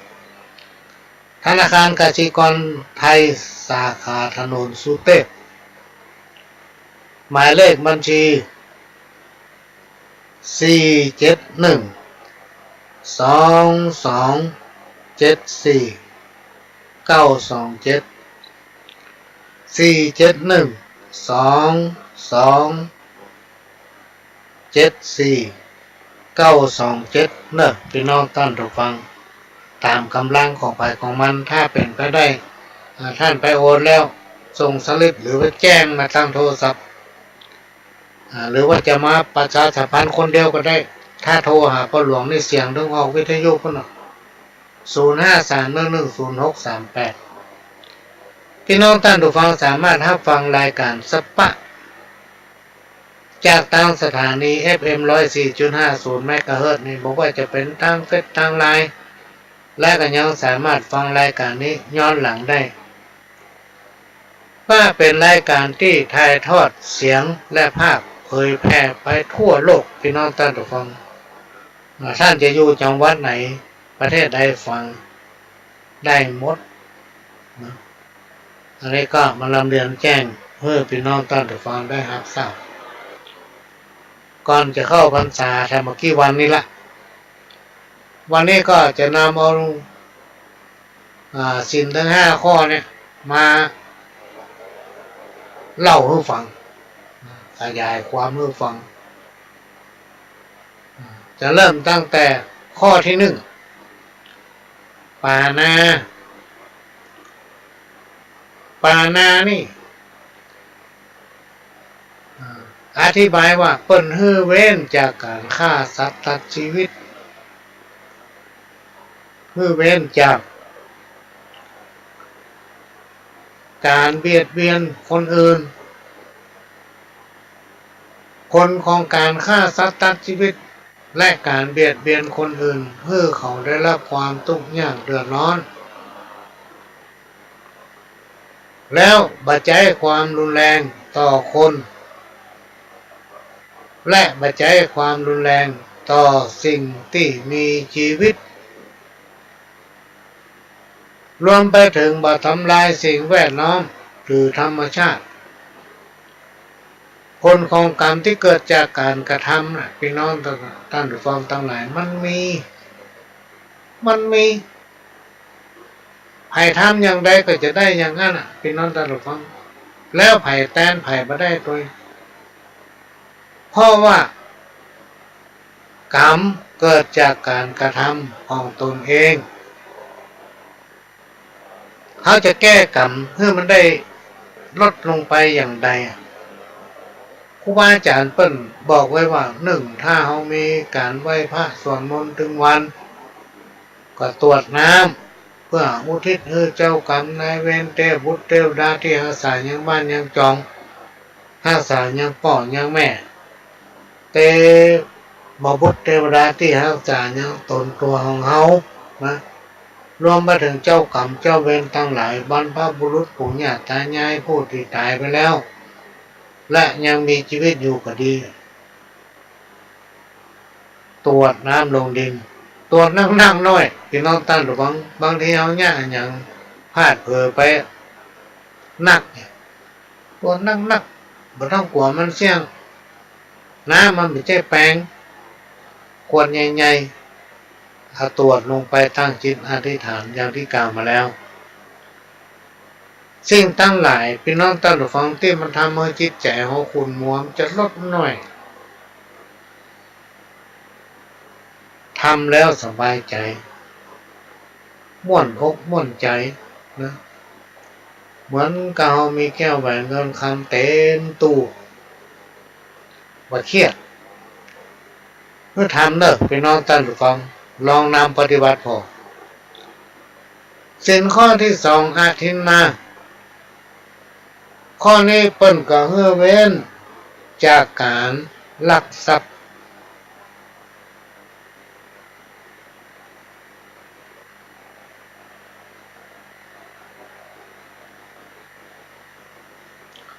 เปิ้นมาได้เจาะจงเฉพาะเป็นลักของเปิ้นไปแซบของเปิ้นอย่างเดียวนะพี่น้องท่านครับมันมีความหมายถึงว่าเฮาบ่ปรารถนาสิ่งของทรัพย์สมบัติของคนอื่นเนาะหรือเฮาบ่ปรารถนาที่จะไปซุบซิบมุบมิบเอาแก้วแหวนเงินคำที่ได้มาโดยบ่ชอบโดยเปิ้นมายินดีอย่างฮื้อกับเฮาแอบได้มาโดยความบ่ชอบมีการวางแผนและใช้อำนาจช่อโกงเบียดเบียนผู้อื่นครูบาอาจารย์ท่านได้กล่าวไว้ว่าอย่าได้คิดเด็ดขาดการคิดเอาของเปิ้นมาเป็นของตัวเนี่ยมันบ่ดีนะถ้าเป็นสมัยก่อนเนี่ยเขาถึงเนี่ยเด็ดขาดเพราะว่าครูบาอาจารย์เพิ่นว่าบ่ดีแต่บัดเดียวละอ่อนลองไปสอนเขาพ่อกะมันบ่ดีนะลูกเขาจะถามว่ามันเป็นจะได้ ต้องหาคำตอบอธิบายให้เขาเอาเข้าใจจนได้ฮะ แน่พี่น้องตั้งดูฟังอันนี้อยู่ในศีล5ข้อเนี่ยยกเว้นสิ่งที่ไม่ได้ทำอย่าไปทำสิ่งใดที่สังคมรังเกียจคือการละเมิดในทรัพย์สินของคนอื่นการละเมิดถ้าบอกว่าจะเป็นทางด้านจิตใจของคนอื่นพี่น้องตั้งฟังและการรวมไปถึงการทุจริตคอร์รัปชันทุกรูปแบบครูบาอาจารย์เปิ้นกล่าวไว้ว่าในศีลข้อ2เนี่ยให้ร่วมกันช่วยกันสร้างสรรค์สังคมให้มีความโปร่งใสสร้างสังคมแห่งการแบ่งปันสังคมแห่งความยุติธรรมบัจจัยโอ้บดายนะพี่น้องต้องนำปฏิบัติตัวไปหาบางที่บางแห่งหลายๆที่หลายๆแห่งเขียนป้ายอันบะเล็กบะเล่นขึ้นอันเยอะเดินไปตามถนนหนทางเขียนติดรถกันเขียนติดหน้าบ้านหน้าจองดำและตัวเองมานำปฏิบัติเขียนให้เพิ่นพอมาได้บางคนอู้สอนเพิ่นเป็นยังว่าตั้งท่าอู้เป็นศีลเป็นธรรมแต่ตนเองบ่นำปฏิบัติทำข้อประโยชน์ในจิตในใจพี่น้องท่านของเพิ่นฮ้องว่าปากเป็นธรรมใจดำเหมือนเมนหม้อคนแบบนี้ก็มีการลักขโมยเอาของเพิ่นมาเป็นของตัวนี่เหมือนกันอยู่ในศีลข้อ2อันใดที่มันแจ้ของเฮาพี่น้องท่านของเขาบอกว่าเอามา บางคนเอามาหลายๆคนเราบอกคนหลวงการเอาใครได้เกิดใหม่นะเหมือนอย่างซุกเกิดเก่าไปเนาะลืมอ่านคำถ้าซุกไปเตียวตีนเปล่าไปบ้านโซไปหรอก มันถึงมีปัญเลอะว่ะเกือกยาวยี่ห้ออย่างถ้าเตียวตีนเปล่าพันเนี่ยมันง่ายไปถึงกระซุกมาเลยเนาะ นะเอาของเปิ้นมาเป็นของตัวแน่พี่น้องตั้นของเปิ้นว่าบดีเนาะต่อมานี่ข้อที่สามคือการเมกรรมอธิบายว่าเฮือเว้นจากการประพฤติผิดจากคันลองคองธรรมสินข้อนี้ว่าด้วยการบัจจัยความรุนแรงในครอบครัวสู้ตรงต่อกันทำตนเองเพื่อเป็นตัวอย่างแก่ลูกแก่หลานและแก่คนในครอบครัวซึ่งมันเป็นการส่งเสริมเพื่อสถาบันครอบครัวอยู่เย็นเป็นสุขมีความรักมีความอบอุ่นมั่นคงเพื่อเกียรติและเคารพในคู่ครองของตนอันนี้คือสิ่งข้อที่สามคนให้ยึดเป็นหลักประกันของความมั่นคงห้องได้ว่าเป็นสถาบันครอบครัวที่เป็นต้นแบบได้เพื่อกับคนอื่นๆอันนี้อยู่ในสิ่งข้อที่สามอันนี้ก็มาฝากนะพี่น้องท่านฟังมาฟังเหมือนใจมาสอนแต่มาฟังก็ตึงจะเพราะเวลามันเหลืออำนาจโยมเลยเนี่ย สิ่งข้อที่สี่มุสาเพื่อเว้นจากการโกหกหลอกลวงนำเอาสิ่งที่มีมาได้ยินมาก็ได้ยินมาก็แต่มาเอาเข้าคนตั้งชื่อว่าบาตัวนี้ตัวเนี้ยมันเป็นคนปั้นน้ำเป็นตัวชอบยุ่แย่เฮ้อเปิ้นพิษเถียงกันชอบหรือพูดต่อแหลปิ่นเปิ้นพ่ออย่างพ่อได้ยินมาแต่หูฟังเอาไปไปอยู่ตามคันลองกองทำคือมาทำหน้าที่ของตนเมาไปพอกับเรื่องของคนอื่นเรื่องของคนอื่นนี่มีอย่างมันหู้หมดแต่เรื่องของมันนะมันลืมและการใส่ความคนอื่นพี่น้องตั้งฟังอันนี้บดีเมื่อเขาอย่างออกไปเขาว่าอย่างไปใส่ความเปิ่นในที่สุดสิ่งที่เขาว่าไปนั่นจะปิกมาเข้าหาตัวเขาอันนี้เป็นห้องวัฒนธรรมขั้นพื้นฐานที่ขยายความได้ง่ายๆภายนำปฏิบัติได้ก็จะทำให้ตนเองหรือว่าคนนั้นเกิดความร่มเย็นเป็นสุขมีความเจริญก้าวหน้าบอกว่าคนและอีสามนางไม้เทวบุตรเทวดาจะคุ้มครองรักษาเวลาตกได้ยากเดือดร้อนก็จะโกน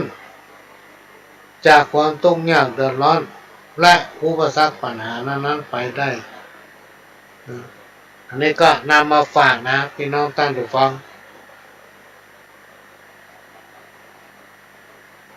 มาได้เอามาสอนข้อที่ห้าเว้นจากการดื่มน้ำเมาและสิ่งเสพติดหือตดสิ่งข้อนี้มันทำให้คนเราขาดสติและก็ลืมตัวและยังเป็นเหตุเพื่อเกิดการกระทำความบดีก็คือความผิดการดื่มน้ำเมารวมไปถึงสิ่งเสพติดทั้งหลายสิ่งที่กล่าวมานี้นอกจากจะมีผลโดยตรงต่อสมองหรือว่าสติยังมีผลต่อร่างกายเป็นที่มาของโรคร้ายต่างๆพี่น้องท่านระวังเพื่อระวังไว้เถอะการบริโภคอาหารการบริโภคอำนาจเพื่อระมัดระวังสิ่งทั้งห้าข้อนี้มีความสำคัญ กับการดำรงชีวิตประจำวันของคนเฮาทุกคนผู้ใดปฏิบัติได้นำปฏิบัติได้พี่น้องท่านฟังจักทำให้อายุยืนยาวนะตื่นก็เป็นชุกรับก็เป็นชุกโรคภัยไข้เจ็บข้อกรรมอย่างตั้งหลายมันตึงมาใกล้ธรรมะขั้นพื้นฐานนี้เป็นเครื่องเตือนสติให้ทุกคนอยู่กันอย่างมีสติและก็ให้อยู่ตามหรือว่าทำตามหน้าที่ของภัยของมันประพฤติปฏิบัติตนให้ถูกต้องภัยผู้ใดทำได้จะทำให้วิบากกรรมต่างๆพี่น้องท่านฟังลดน้อยถอยไปจนหายหมดเพื่อลองนำปฏิบัติมาเนอะพี่น้องท่านฟังถ้าว่าเชื่อลองปฏิบัติมาเถอะขณะนี้พี่น้องท่านฟังก็กำลังรับฟังรายการสาระสัพพะจากทางสถานีวิทยุ FM 104.50 เมกะเฮิรตซ์วัดฝ่ายหินและก็ลิงก์สัญญาณแป้มลายสถานีต้องขอกราบขอบพระคุณท่านผู้อำนวยการสถานีหลายๆสถานี ที่นำเอาเสียงรายการนี้เผยแพร่สู่พี่น้องท่านทุกท่านดำเนินรายการโดยก้าวกระผมพ่อหลวงสว่างท่าดินจันทร์ประธานเครือข่ายของทุนแม่ของแผ่นดินจังหวัดเชียงใหม่และ8จังหวัดภาคเหนือตำแหน่งหนึ่งก็รองประธานศูนย์ประสานงานกองทุนแม่ของแผ่นดินแห่งชาติ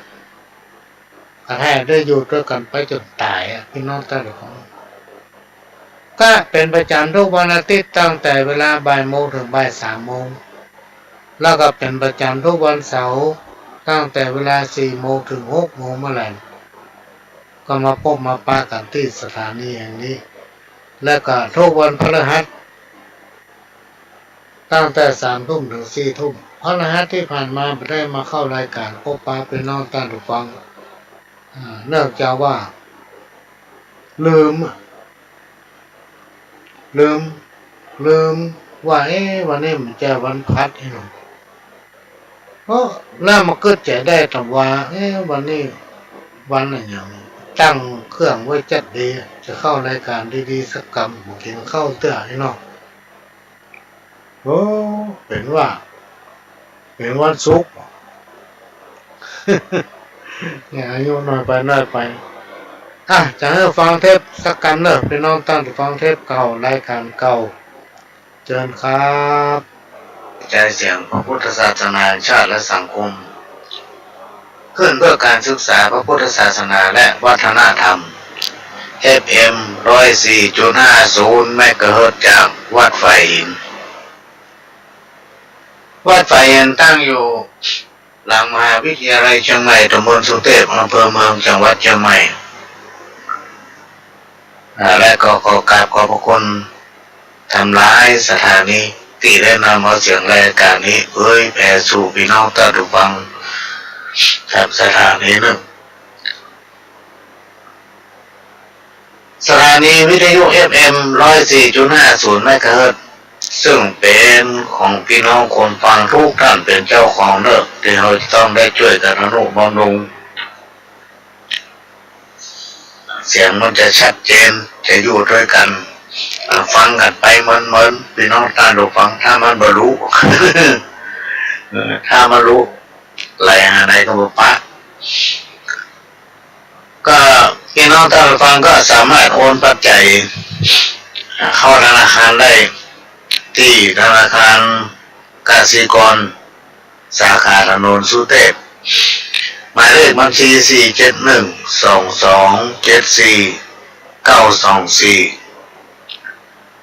ไปทุกธนาคารก็ได้พี่น้องท่านผู้ฟังไปธนาคารไหนได้หมดไปบอกเลขบัญชีเนี่ยเพิ่นว่าขอโอนปัจจัยให้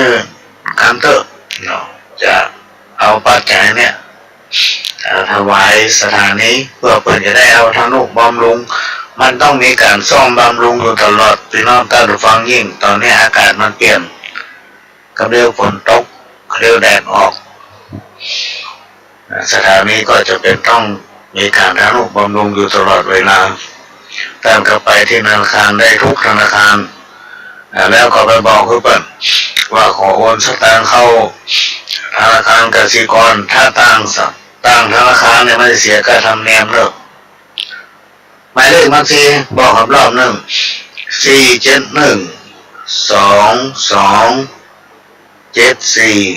927วันนี้ก็มาพบปะพี่น้องท่านผู้ฟังเหมือนปกติเป็นประจำทุกวันพฤหัสพี่น้องท่านผู้ฟังตั้งแต่เวลา3 ทุ่มถึง4 ทุ่มก็จะนำเอาสาระร้อยอันพันเรื่องมาเล่าอู้สู่กันฟัง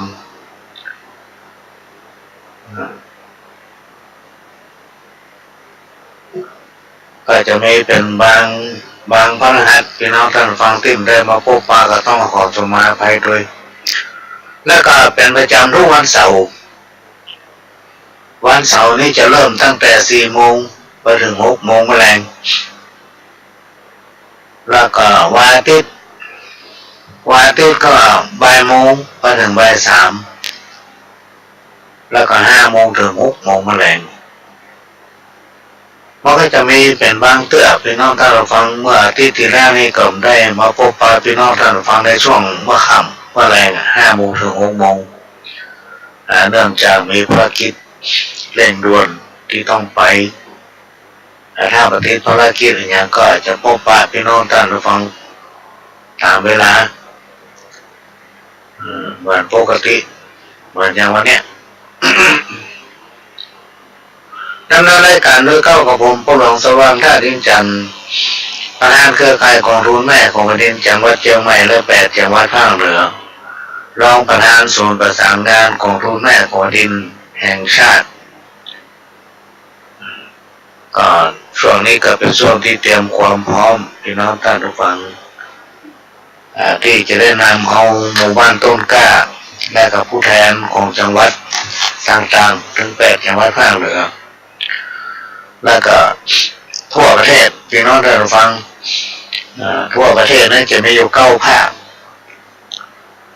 คณะของผู้แทนทุกจังหวัดของแต่ละภาคก็จะไปปะกันที่กรุงเทพมหานครโดยมีกำหนดตั้งแต่วันที่15 ถึง 19ปะกันที่คุณในปีนี้ก็จะได้ปะหรือว่านำเอาคณะหมู่บ้านกองทุนแม่ของแผ่นดินหมู่บ้านต้นกล้ากองทุนแม่ของแผ่นดินเขารับพระราชทานเงินกวาดรุงของทุนแม่ของแผ่นดินกรุงเทพช่วงนั้นอาจจะไม่ได้ปะกันหรือต้องดูอาจจะได้ปะกันอยู่ก็จะบันทึกภาพและการมาเผยแพร่ให้พี่น้องท่านผู้ฟัง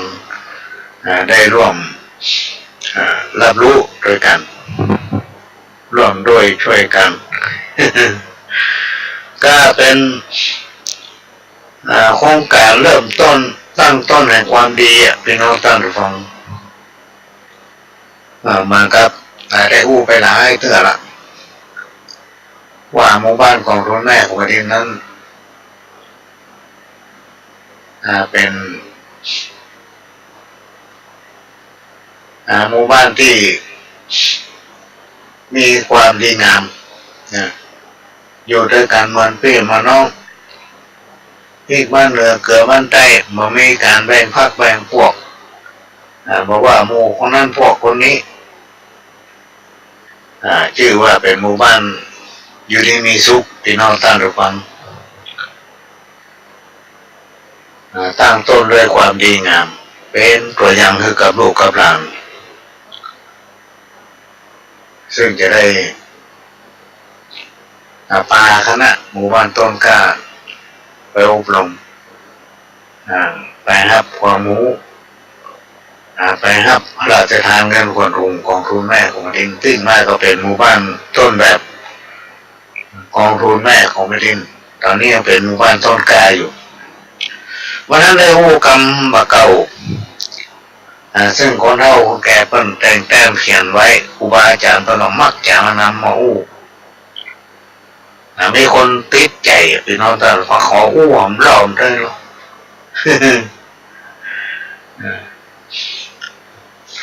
เพิ่นบอกว่า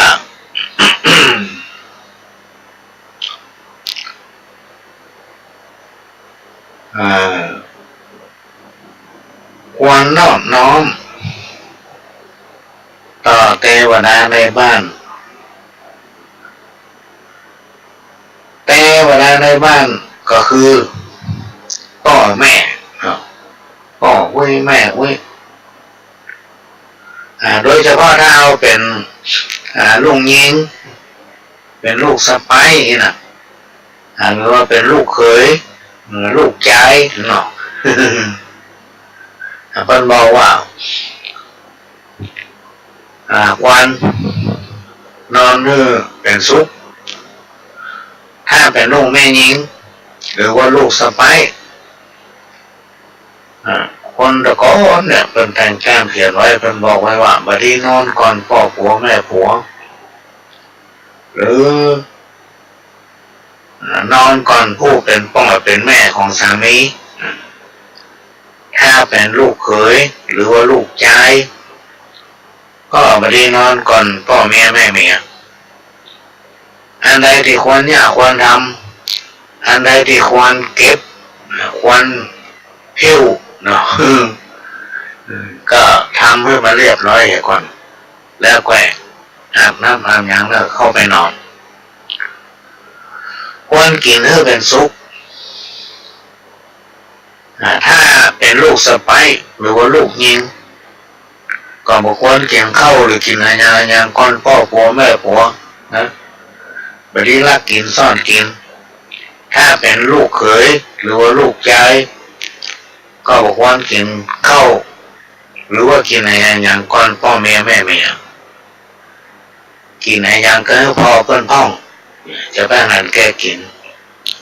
จะไปกลัวเสียเปรียบพ่อแม่แม่เมีย ถ้ากลัวเสียเปรียบพ่อแม่แม่เมียเนี่ยโอ้ยุ่งเป็นสุขควรนอบน้อมต่อเทวดาในบ้าน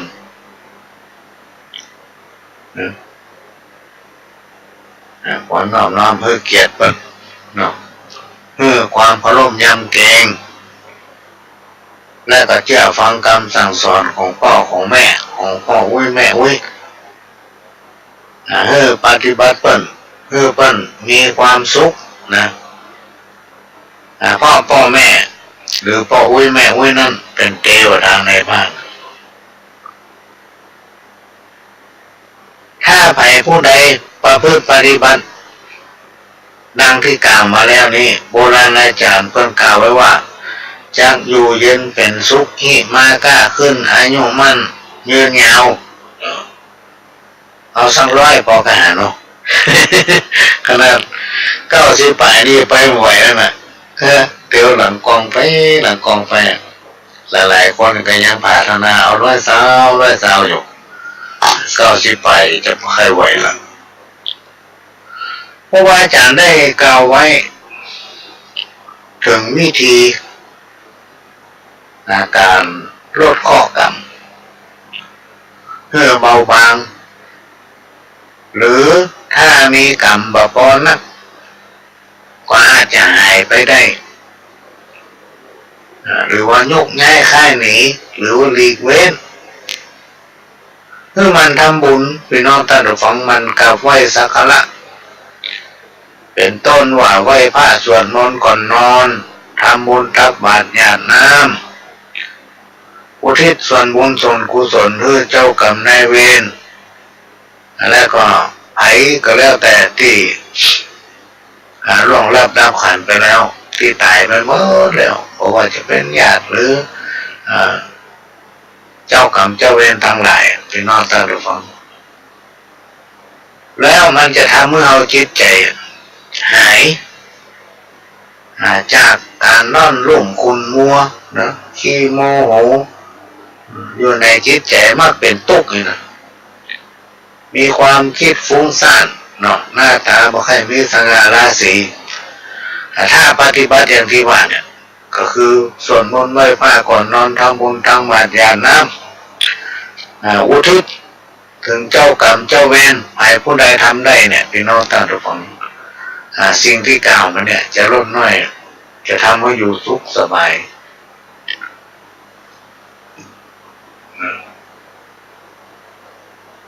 ในโลกปัจจุบันเนี่ย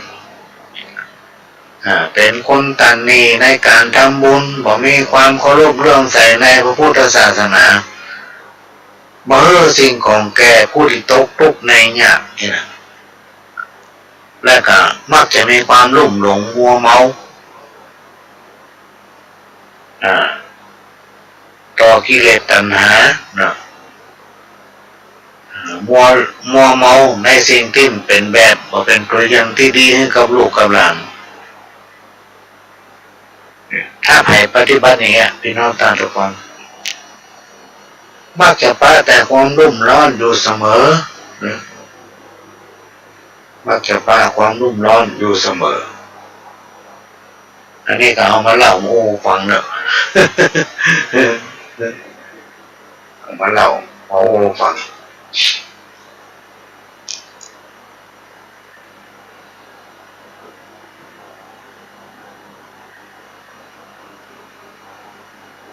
มันมีอยู่คำหนึ่งพี่น้องท่านผู้ฟังอุปนิสัยของคนเราเนี่ยเป็นคนและบางคนเนี่ยเป็นคนที่หันแก่ตัวคนที่หันแก่ตัวเนี่ยมักจะจำแต่สิ่งที่คนอื่นทำกับตัวเองแต่สิ่งที่ตัวเองทำกับคนอื่นเนี่ยมันต้องไปจำต้องไปจำไปจำในสิ่งที่เพื่อนทำกับตัวและที่ตัวไปทำกับเพื่อนหลายข้างหลายหนเนี่ยมันไปจำเบาใจเพื่อนมาใส่ใจตัวเอาใจตัวเป็นใหญ่มักจะคุมเหงคนอื่นว่าคนนั้นว่าคนนี้แล้วไปซ้อมว่าตัวเก่าอันนี้เปิดเขียนมาอู้เนาะก็เลยมาอู้การบอกคนตะกอนเพิ่นบอกว่ากินบุญเก่าเป็นกรรมของครูบาอาจารย์ของเราแก่เป็นกรรมเก่าที่มันบอกเล่าตามกันมาหมายถึงเมื่อในอดีตชาติเป็นผู้ที่เคารพเลื่อมใสในพระพุทธศาสนาผู้ง่ายๆเป็นคนใจบุญได้ทำบุญเนื้อทานบริขาดเกิดมาในชาตินี้จึงพบปะกับความอุดมสมบูรณ์สุขกายสุขใจกินได้นอนหลับแต่ไม่ได้ลืมเนอะเมื่อเขาได้อยู่ดีสบายก็อย่าลืมทำบุญเนื้อทานเพื่อเสริมชะตาบารมีเพื่อไปเชื่อมขบุญเก่าพี่น้องท่านฟังถ้าใครมาทำเลยจะเรียกบุญเก่าหมดระวังเถอะถ้าบุญเก่าหมดเนี่ยมันมีอย่างไม่ช่วยได้สักอย่างพี่น้องท่านฟังหลายคนบ่คิดถึงการทำบุญเนื้อทานบ่คิดถึงการเพื่อแผ่ช่วยเหลือคนอื่นบ่มีเมตตาในใจพี่น้องท่านฟังพอบุญเก่ามันหมดมันจะไม่เดินไปสักปะอันเนี้ยก็มาฝากไว้การทำการเรื่องพี่น้องท่านผู้ฟังที่มันบอกว่ากินบ้านกินเมือง กินบ้านกินเมืองนี่มันมีความหมายว่ามักเป็นคนแบบชอบแยกการนักมันก็มาเอาการเบามันก็มาสู้มีอุปนิสัยกินนั่นน้อยนี่น้อยหมอเจ้าประมาณตนปะหิมหาบ่กินด้วยสติปัญญาของตัวเก่าชอบหากินในทางทุจริตคนประเภทนี้เป็นห้องว่ามันหันเงินหน้าดำหันคำหน้าเศร้าถ้ามัน ได้สตางค์แล้วมันประทับหัวมันเรื่องพอหน้าใครสักคน เป็นคนที่ชอบเอาตัวรอดแต่มาปอชอบแก้ผ้าเอาหน้ารอดคืออวดตัวเก่าชอบย่องตัวเองแล้วก็อู้ข่มป้อนคนอื่นมันมีความจริงใจกับไผ่คนประเภทนี้พี่น้องท่านผู้ฟังขอมันได้กินอย่างเดียวนะคนอื่นไผ่อย่างเงี้ยได้กระจ้างเลยคนประเภทนี้พี่น้องท่านผู้ฟังมันมีความจริงใจกับไผ่สักคนทุกเวลามักจะหักหลังพักพวกเพื่อนฝูงรวมมาถึงผู้มีคุณกับมันเป็นเพราะว่ากินบ้านกินเมืองคนในประเทศหนึ่งที่เป็นบอกว่าพลิกหน้ามือเป็นหลังมือมีความหมายว่าเปลี่ยนจากเดิมมีการปฏิบัติตนเปลี่ยนไปจากเดิมตรงกันข้ามกับที่เคยเป็นคนประเภทนี้เป็นห้องว่ามีตาแต่บ่มีแววหมายถึงกึศอะไรอย่างกึศกะวันนี้บ่กึศถึงวันพุธนะบ่กึศถึงวันตั้งหน้ามันจะเอาตัวรอดมันไปเป็นวันพี่น้องท่านผู้ฟังลองสังเกตพอเถอะลองสังเกตพอเราต้องกวายอุปนิสัยสันดานของมันถึงมีเปลี่ยนมันจะหลอกคนไปตั้งหน้าติ๊กๆถ้าคนไหนหูเบาไปหลงคำอู้มันตายทุกไรพี่น้องท่านผู้ฟังมีอะไรก็เสี่ยงหมดมีแก้วแหวนเงินคำเต็มเพื่อสมเปาก็หมดเรื่องเพราะคนประเภทนี้มันจะอู้ดีพี่น้องท่านผู้ฟังอู้ดีนะถ้าเอาบอกว่าต้องหรืออุปนิสัยของมันเนี่ยไปหลงคนหลงเชื่อมันอันนี้เป็นภัยที่เกิดขึ้นกับมนุษย์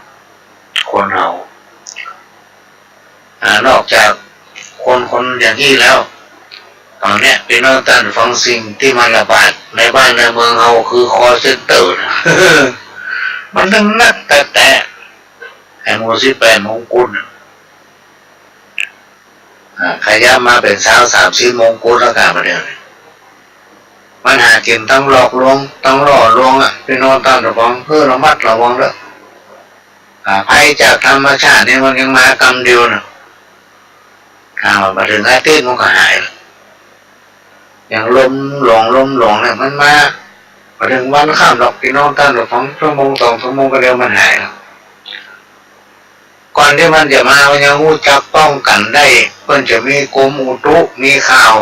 มีสื่อบอกว่าจะเป็นทางเฟซทางไลน์ทางวิทยุทางโทรทัศน์เพิ่นแจ้งล่วงหน้าหรอกว่าวันนั้นวันนี้จะมีพายุจะมีฝนจะมีลมนะน้ำจะท่วมฝนทั้งท่านจะตกหนักทั้งที่จะตกหนักแต่ภัยที่มันเกิดขึ้นจากคนเนี่ยพี่น้องท่านฟังมันมีภัยเตือน เพราะเปิ้นกับหมูเพราะฉะนั้นการพอคนคุกคีกับคนเนี่ยคนสมัยก่อนเนี่ยมาบริป้อมใจน้ำได้นับเชื่อกันนะพี่น้องท่านฟังเพิ่นจะต้องดูกันไปมันพอกันไปมันถ้าเราจะคบกับไผ่จะสนิทที่เชื่ออย่างกับไผ่ก็ต้องพอใจกันไปมันต้องพอใจกันไปต้องรู้พฤติกรรมของเขาไปมันไปใจจู่ๆไปมอบหัวใจหรือเพิ่นถึงโม้เนี่ยก็ได้เรื่องสักอย่างโดนไปหลอกขาบของมัดนี่พี่น้องท่านผู้ฟังการใส่ร้ายคนอื่นครูบาอาจารย์เพิ่นกล่าวไว้ว่าสามารถทำให้คนนั้นกลายเป็นคนบดีได้ครูบาอาจารย์ท่านได้กล่าวว่าคนเราเนี่ยเปรียบเหมือนหนังสือพี่น้องท่านผู้ฟังนี่หนังสือตำหาดีเยอะกว่าจังเนอะเอาเปิดอ่านมันก็ไร้ประโยชน์มันมีค่า แม้ว่าในหนังสือเล่มนั้นจะมีสาระข้อความอย่างที่มันดีๆแต่เอามาอ่านพ่อก็ได้มาอ่าน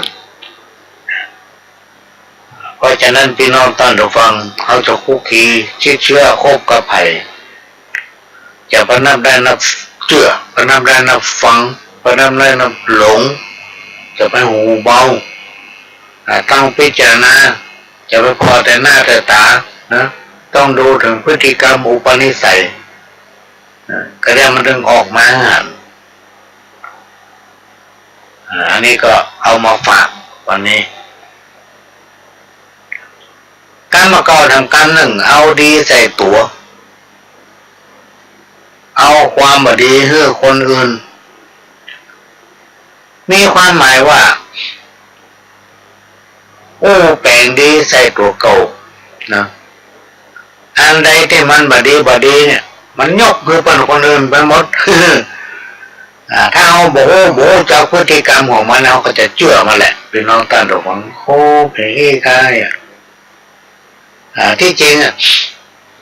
มันจะพอกับคนอื่นนั้นนะและสิ่งไหนที่ตัวเองมันทำเนี่ยมันหมู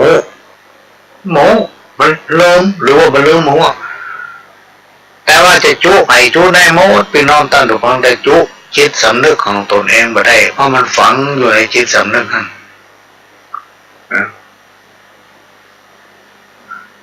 เอาความบดีนะคือเป็นคนอื่นหมดยิ่งเป็นผู้นำพี่น้องท่านผู้ฟังครูบาอาจารย์บอกว่าถ้าใครเป็นผู้นำบุคคลทำสิ่งที่เก่ามาแล้วคนเฒ่าคนแก่โบราณอาจารย์เพิ่นกล่าวไว้ว่ามันบดีนะมันบดีบาปบุญคุณและโทษเนี่ยพี่น้องท่านผู้ฟังมันเป็นเงาที่ตามตัวเฮามันอยู่ใกล้กับตัวเฮานั่นแหละมันเงานะมันแฝงอยู่กับตัวของเราเองถ้าใครเป็นคนอย่างที่กล่าวมานี่คนโบราณเพิ่มกล่าวว่ามันหิมากล้าบ่ขึ้นหิมามากล้าบ่ขึ้นอยู่ที่ไหนก็เป็นสุข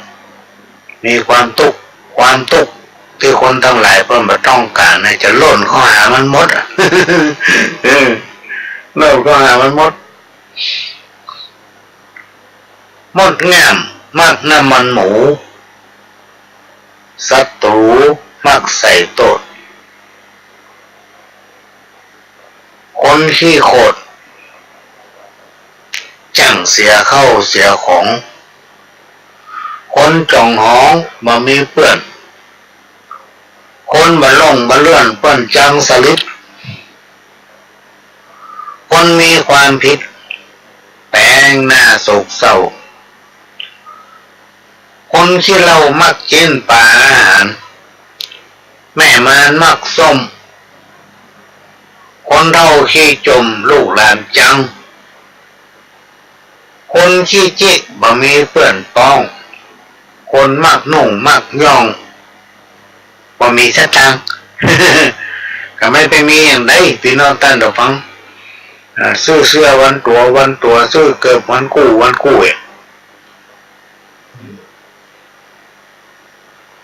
สตางค์มีมักแต่งมักย่องเนี่ยกาลิปกาแป้งกาเครื่องแต่งหน้าแต่งตาโอ้พี่น้องท่านผู้ฟังซื้อเข้าได้หลายทางมันงามมากจะทราบขึ้นต่อมน้ำมันหมูศัตรูมักจะปองร้ายหาเรื่องใส่เปิ้นคนที่มีนิสัยเกี่ยวกันมักจะทำมือเข้าของเสียหายคนที่มีอุปนิสัยยิ่งยโสเนี่ยพี่น้องท่านผู้ฟังให้คบหาสมาคมเป็นเพื่อนเพราะมันเป็นคนยิ่งยโสคนที่มีความผิดอันนี้แน่นอนนะคนไหนที่มีความผิดเนี่ยมันต้องจะหน้าตามัวหมองเพราะว่าโศกเศร้าตามีแวว เพราะในจิตสำนึกของมันมีกับความวิตกกังวลโลกพี่น้องท่านผู้ฟังมันมีความคิดอ่ะ อันไหนที่มันทำอ่ะมันบอกอู้ได้มีในใจมันหมดแต่บางคนเนี่ยพี่น้องท่านผู้ฟังเก็บความดีไว้ในใจเอาตัวเก่านะตัวเองเนี่ยทำอย่างมาที่มันบดีเนี่ยเอาซ่อนเอาบ่มไว้เอาสิ่งที่ดีๆออกมาเนี่ยบนห้องพักชีลอยหน้าอันประเภทหนึ่งขี้เหล้าคนชอบเหล้ามากเหล้าเลยนะชอบกินเจนกินฝา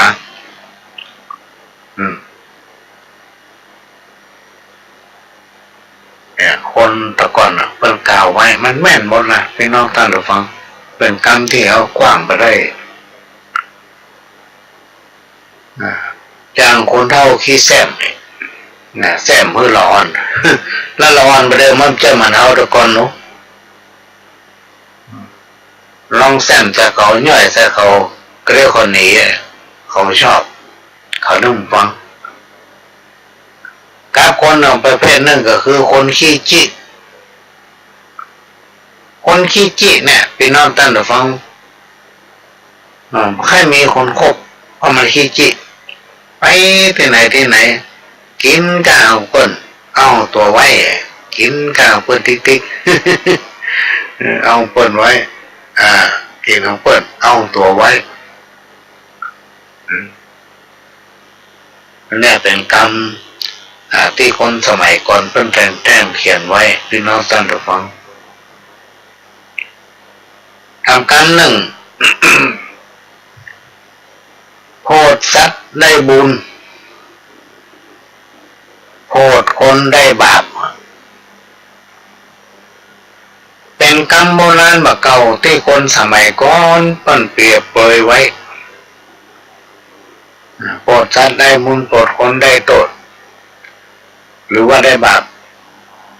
เพราะว่าสัตว์นั้นพี่น้องท่านผู้ฟัง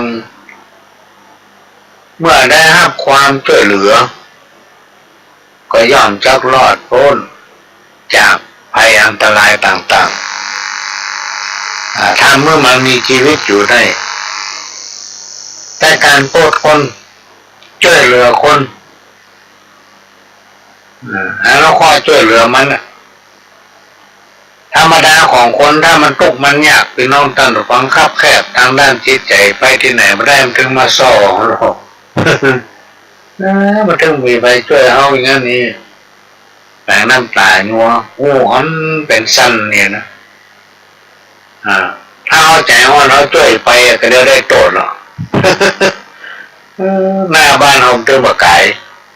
ถ้ามาไก่หน้าบ้านเราบิดหน้าเขาไปทางอื่นมั้ง เนี่ยมันเหมือนกับกรรมเก่าคนว่ามันมีแต่นะพี่น้องท่านทุกคนเอาตองพอเนี่ยบอกพลิกสักกรรมถึงได้มาอู้ทำกรรมเก่าที่เก่ามาเนี่ยมันมีมาตั้งแต่ยุคสมัยก่อนพุทธกาลละพี่น้องท่านทุกคนคนเฮาเนี่ยมันจัดเธอเป็นสัตว์ประเภทหนึ่งห้องว่าสัตว์มนุษย์คนเฮาเนี่ยเป็นสัตว์ที่มีความประเสริฐกว่าสัตว์เดรัจฉานมันประเสริฐอย่างไรก็ไม่มีความคิดมันมีสติปัญญาพี่น้องท่านผู้ฟังจะทะเนี่ยจะทำมันยังเนี่ยจะไปไหน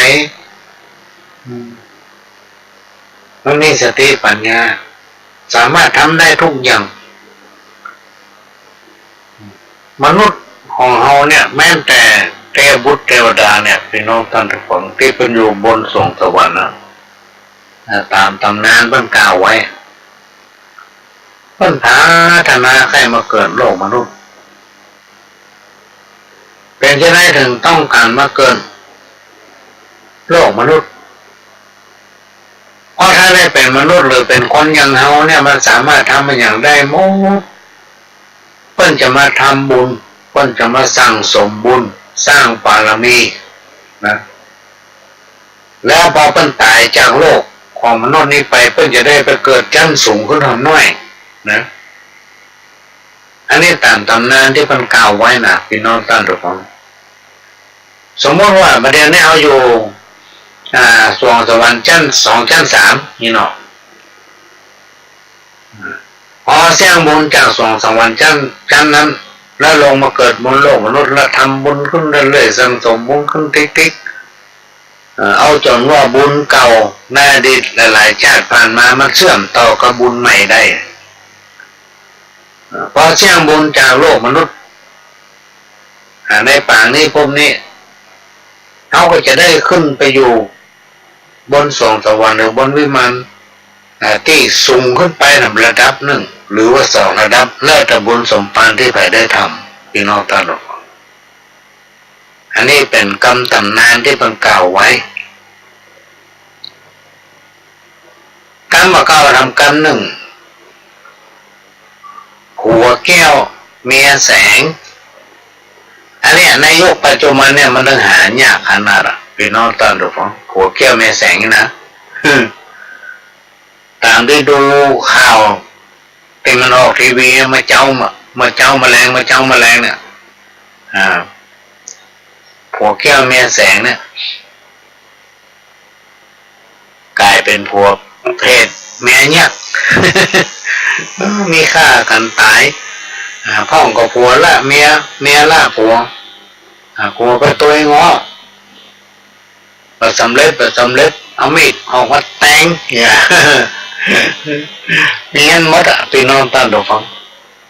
การมาเก่าโบราณท่านบอกว่าผัวแก้วเมียแสงเนี่ยเป่าแปลงชื่นจ้อย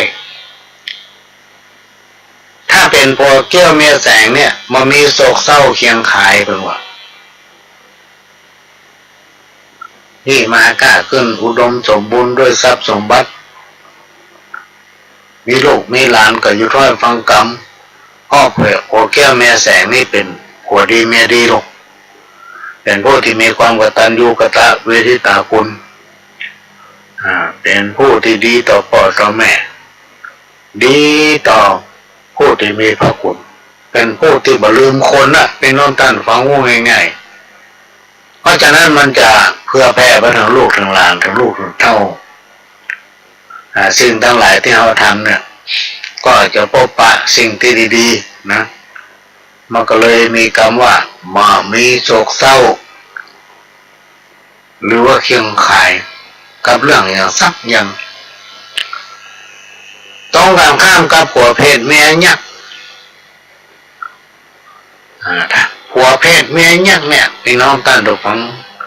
กรรมโบราณคนตะก่อนเป็นว่าย่อมจักสิบหายเป็นที่ละอายแก่คนทั้งหลาย10สาวเจ้าบ้านอันนี้เป็นคำเปรียบเปยผัวเมียที่ดีอยู่ด้วยกันด้วยความรักใคร่ปองดองกันเป็นตัวอย่างให้กับลูกกับหลานเป็นตัวอย่างกับลูกกับเต้าถ้าเมื่อพ่อแม่มีความสุขใจนะแล้วก็สุขกายต้องการอะไรยังก็เพราะว่าจะเป็นลูกไอ้หลานใจเพราะว่าจะเป็นลูกไปลูกยิงก็เอาใจซ้อมาอุปถัมภ์อยู่ตลอดครอบครัวเนี้ยก็จะเป็นครอบครัวที่มีความสุขจะมีแต่สิ่งดีๆเข้ามาหาเหมือนกับกรรมเก่าที่ว่าให้มากล้าขึ้นอยู่ม่วนกินล้ำบอกว่ามีความสุขและความทุกข์ก็จะช่วยกันสร้างนะบัดทะเลาะเบาะแว้งการทะเลาะเบาะแว้งย่อมจะทำมือเข้าของเสียหายแถมอย่างหนึ่งยังเป็นที่เบื่อหน่ายของเพื่อนบ้านข้างเคียงและก็นำความเสื่อมเสียมาสู่ครอบครัวของตนเองเนี่ยคนโบราณเพิ่นกล่าวไว้พี่น้องท่านทุกคนการประกอบทำกรรมหนึ่งผัวเป็นหิงเมียเป็นข้องผัวเป็นแก้ว ก็ให้เมียเป็นแสงผัวกับเมียเป็นผู้นำในครอบครัวเป็นผู้ทำหน้าที่ภายในบ้านหรือว่าครอบครัวของตนเองเปรียบเหมือนเป็นดวงแก้วที่สุกใสผัวดีเมียดีเป็นที่ฮักแก่สรรพสิ่งทั้งหลายไปที่ไหนต่างใดก็มีคนยกย่องนะสรรเสริญต้องกันข้ามถ้าผัวบดีเมียบดีโบราณเป็นห้องว่ากู้ปัญหา3 วันนี้4 วันให้นะโอ้ยไปที่ไหนเพิ่นจังพี่น้องต่างของเพราะมันเป็นแบบอย่างเพื่อกับคนอื่นให้บ่ครบการมาเก่าทำกรรมหนึ่งห้องจุเพื่อได้ห้องไกลเพื่อเสียข้อนี้มีความหมายว่าคนเราเนี่ยพี่น้องต่างของบางคนก็มีความหวังดีบางคนก็หวังให้จับใส่บางคนบ่ต้องการให้ไผดีกว่าตัวเก่านะการนั้นไผดีแต่ตัวเก่าน้อยนี่เคลียร์ไปละ หาทางละจริงเนี่ยอย่างใดเนี่ยเบอร์มันล้ำนะเนี่ยในสังคมยุคปัจจุบันเนี่ยเป็นอีพี่น้องท่านผู้ฟังถ้าไผจะล้ำหน้าด้วยเตกเป็นไว้เตกเป็นไว้เบอร์โผล่พวกคนล้ำหน้าการมาก่าทำกรรมหนึ่งไม้พวกไม้พังไม้แห้ง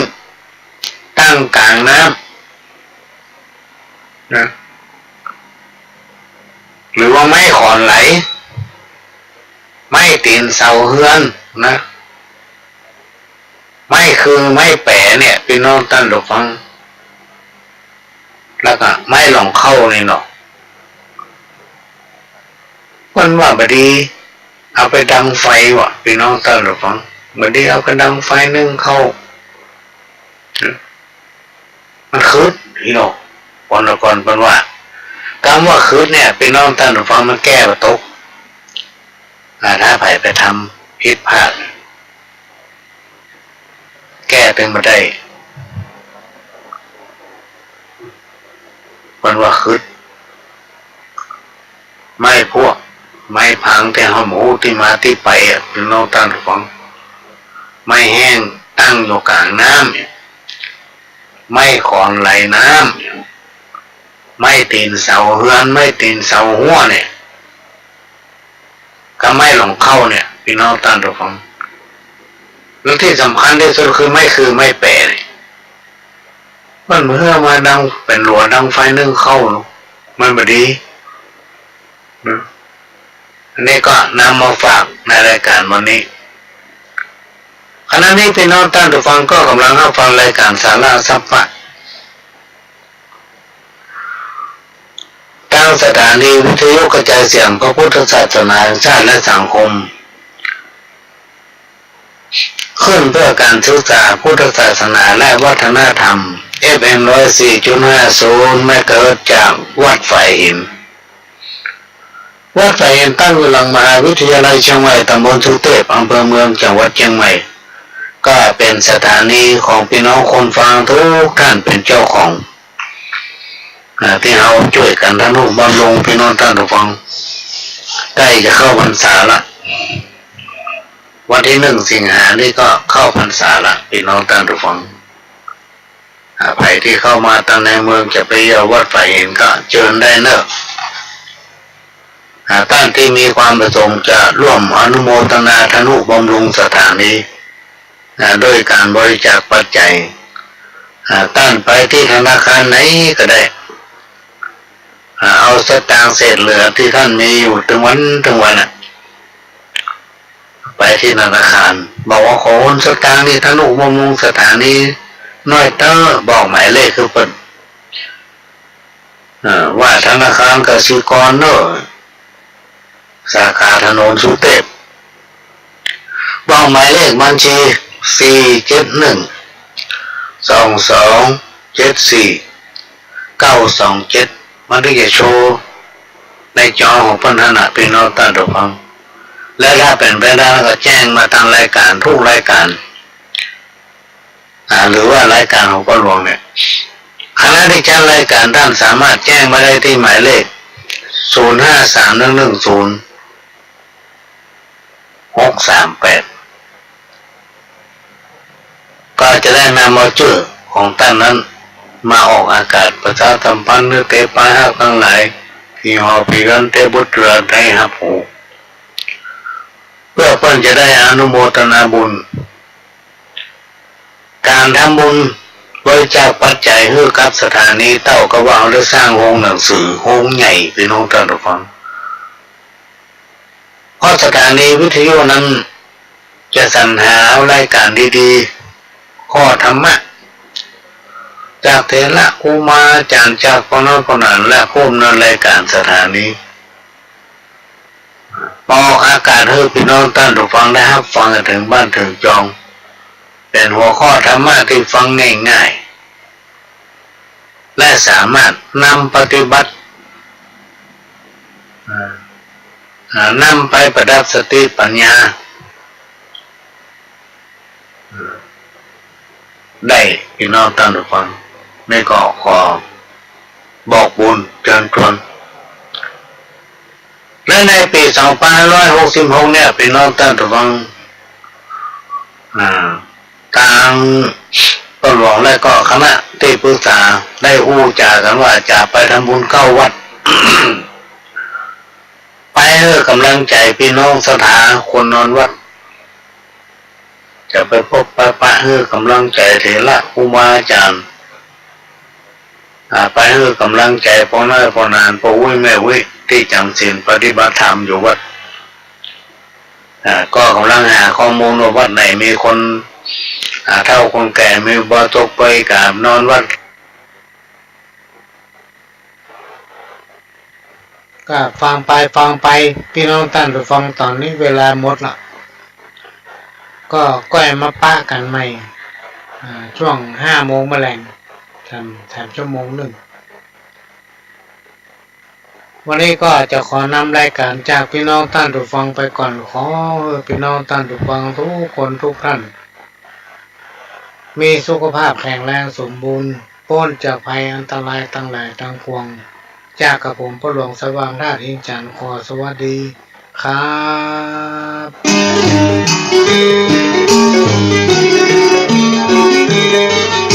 บ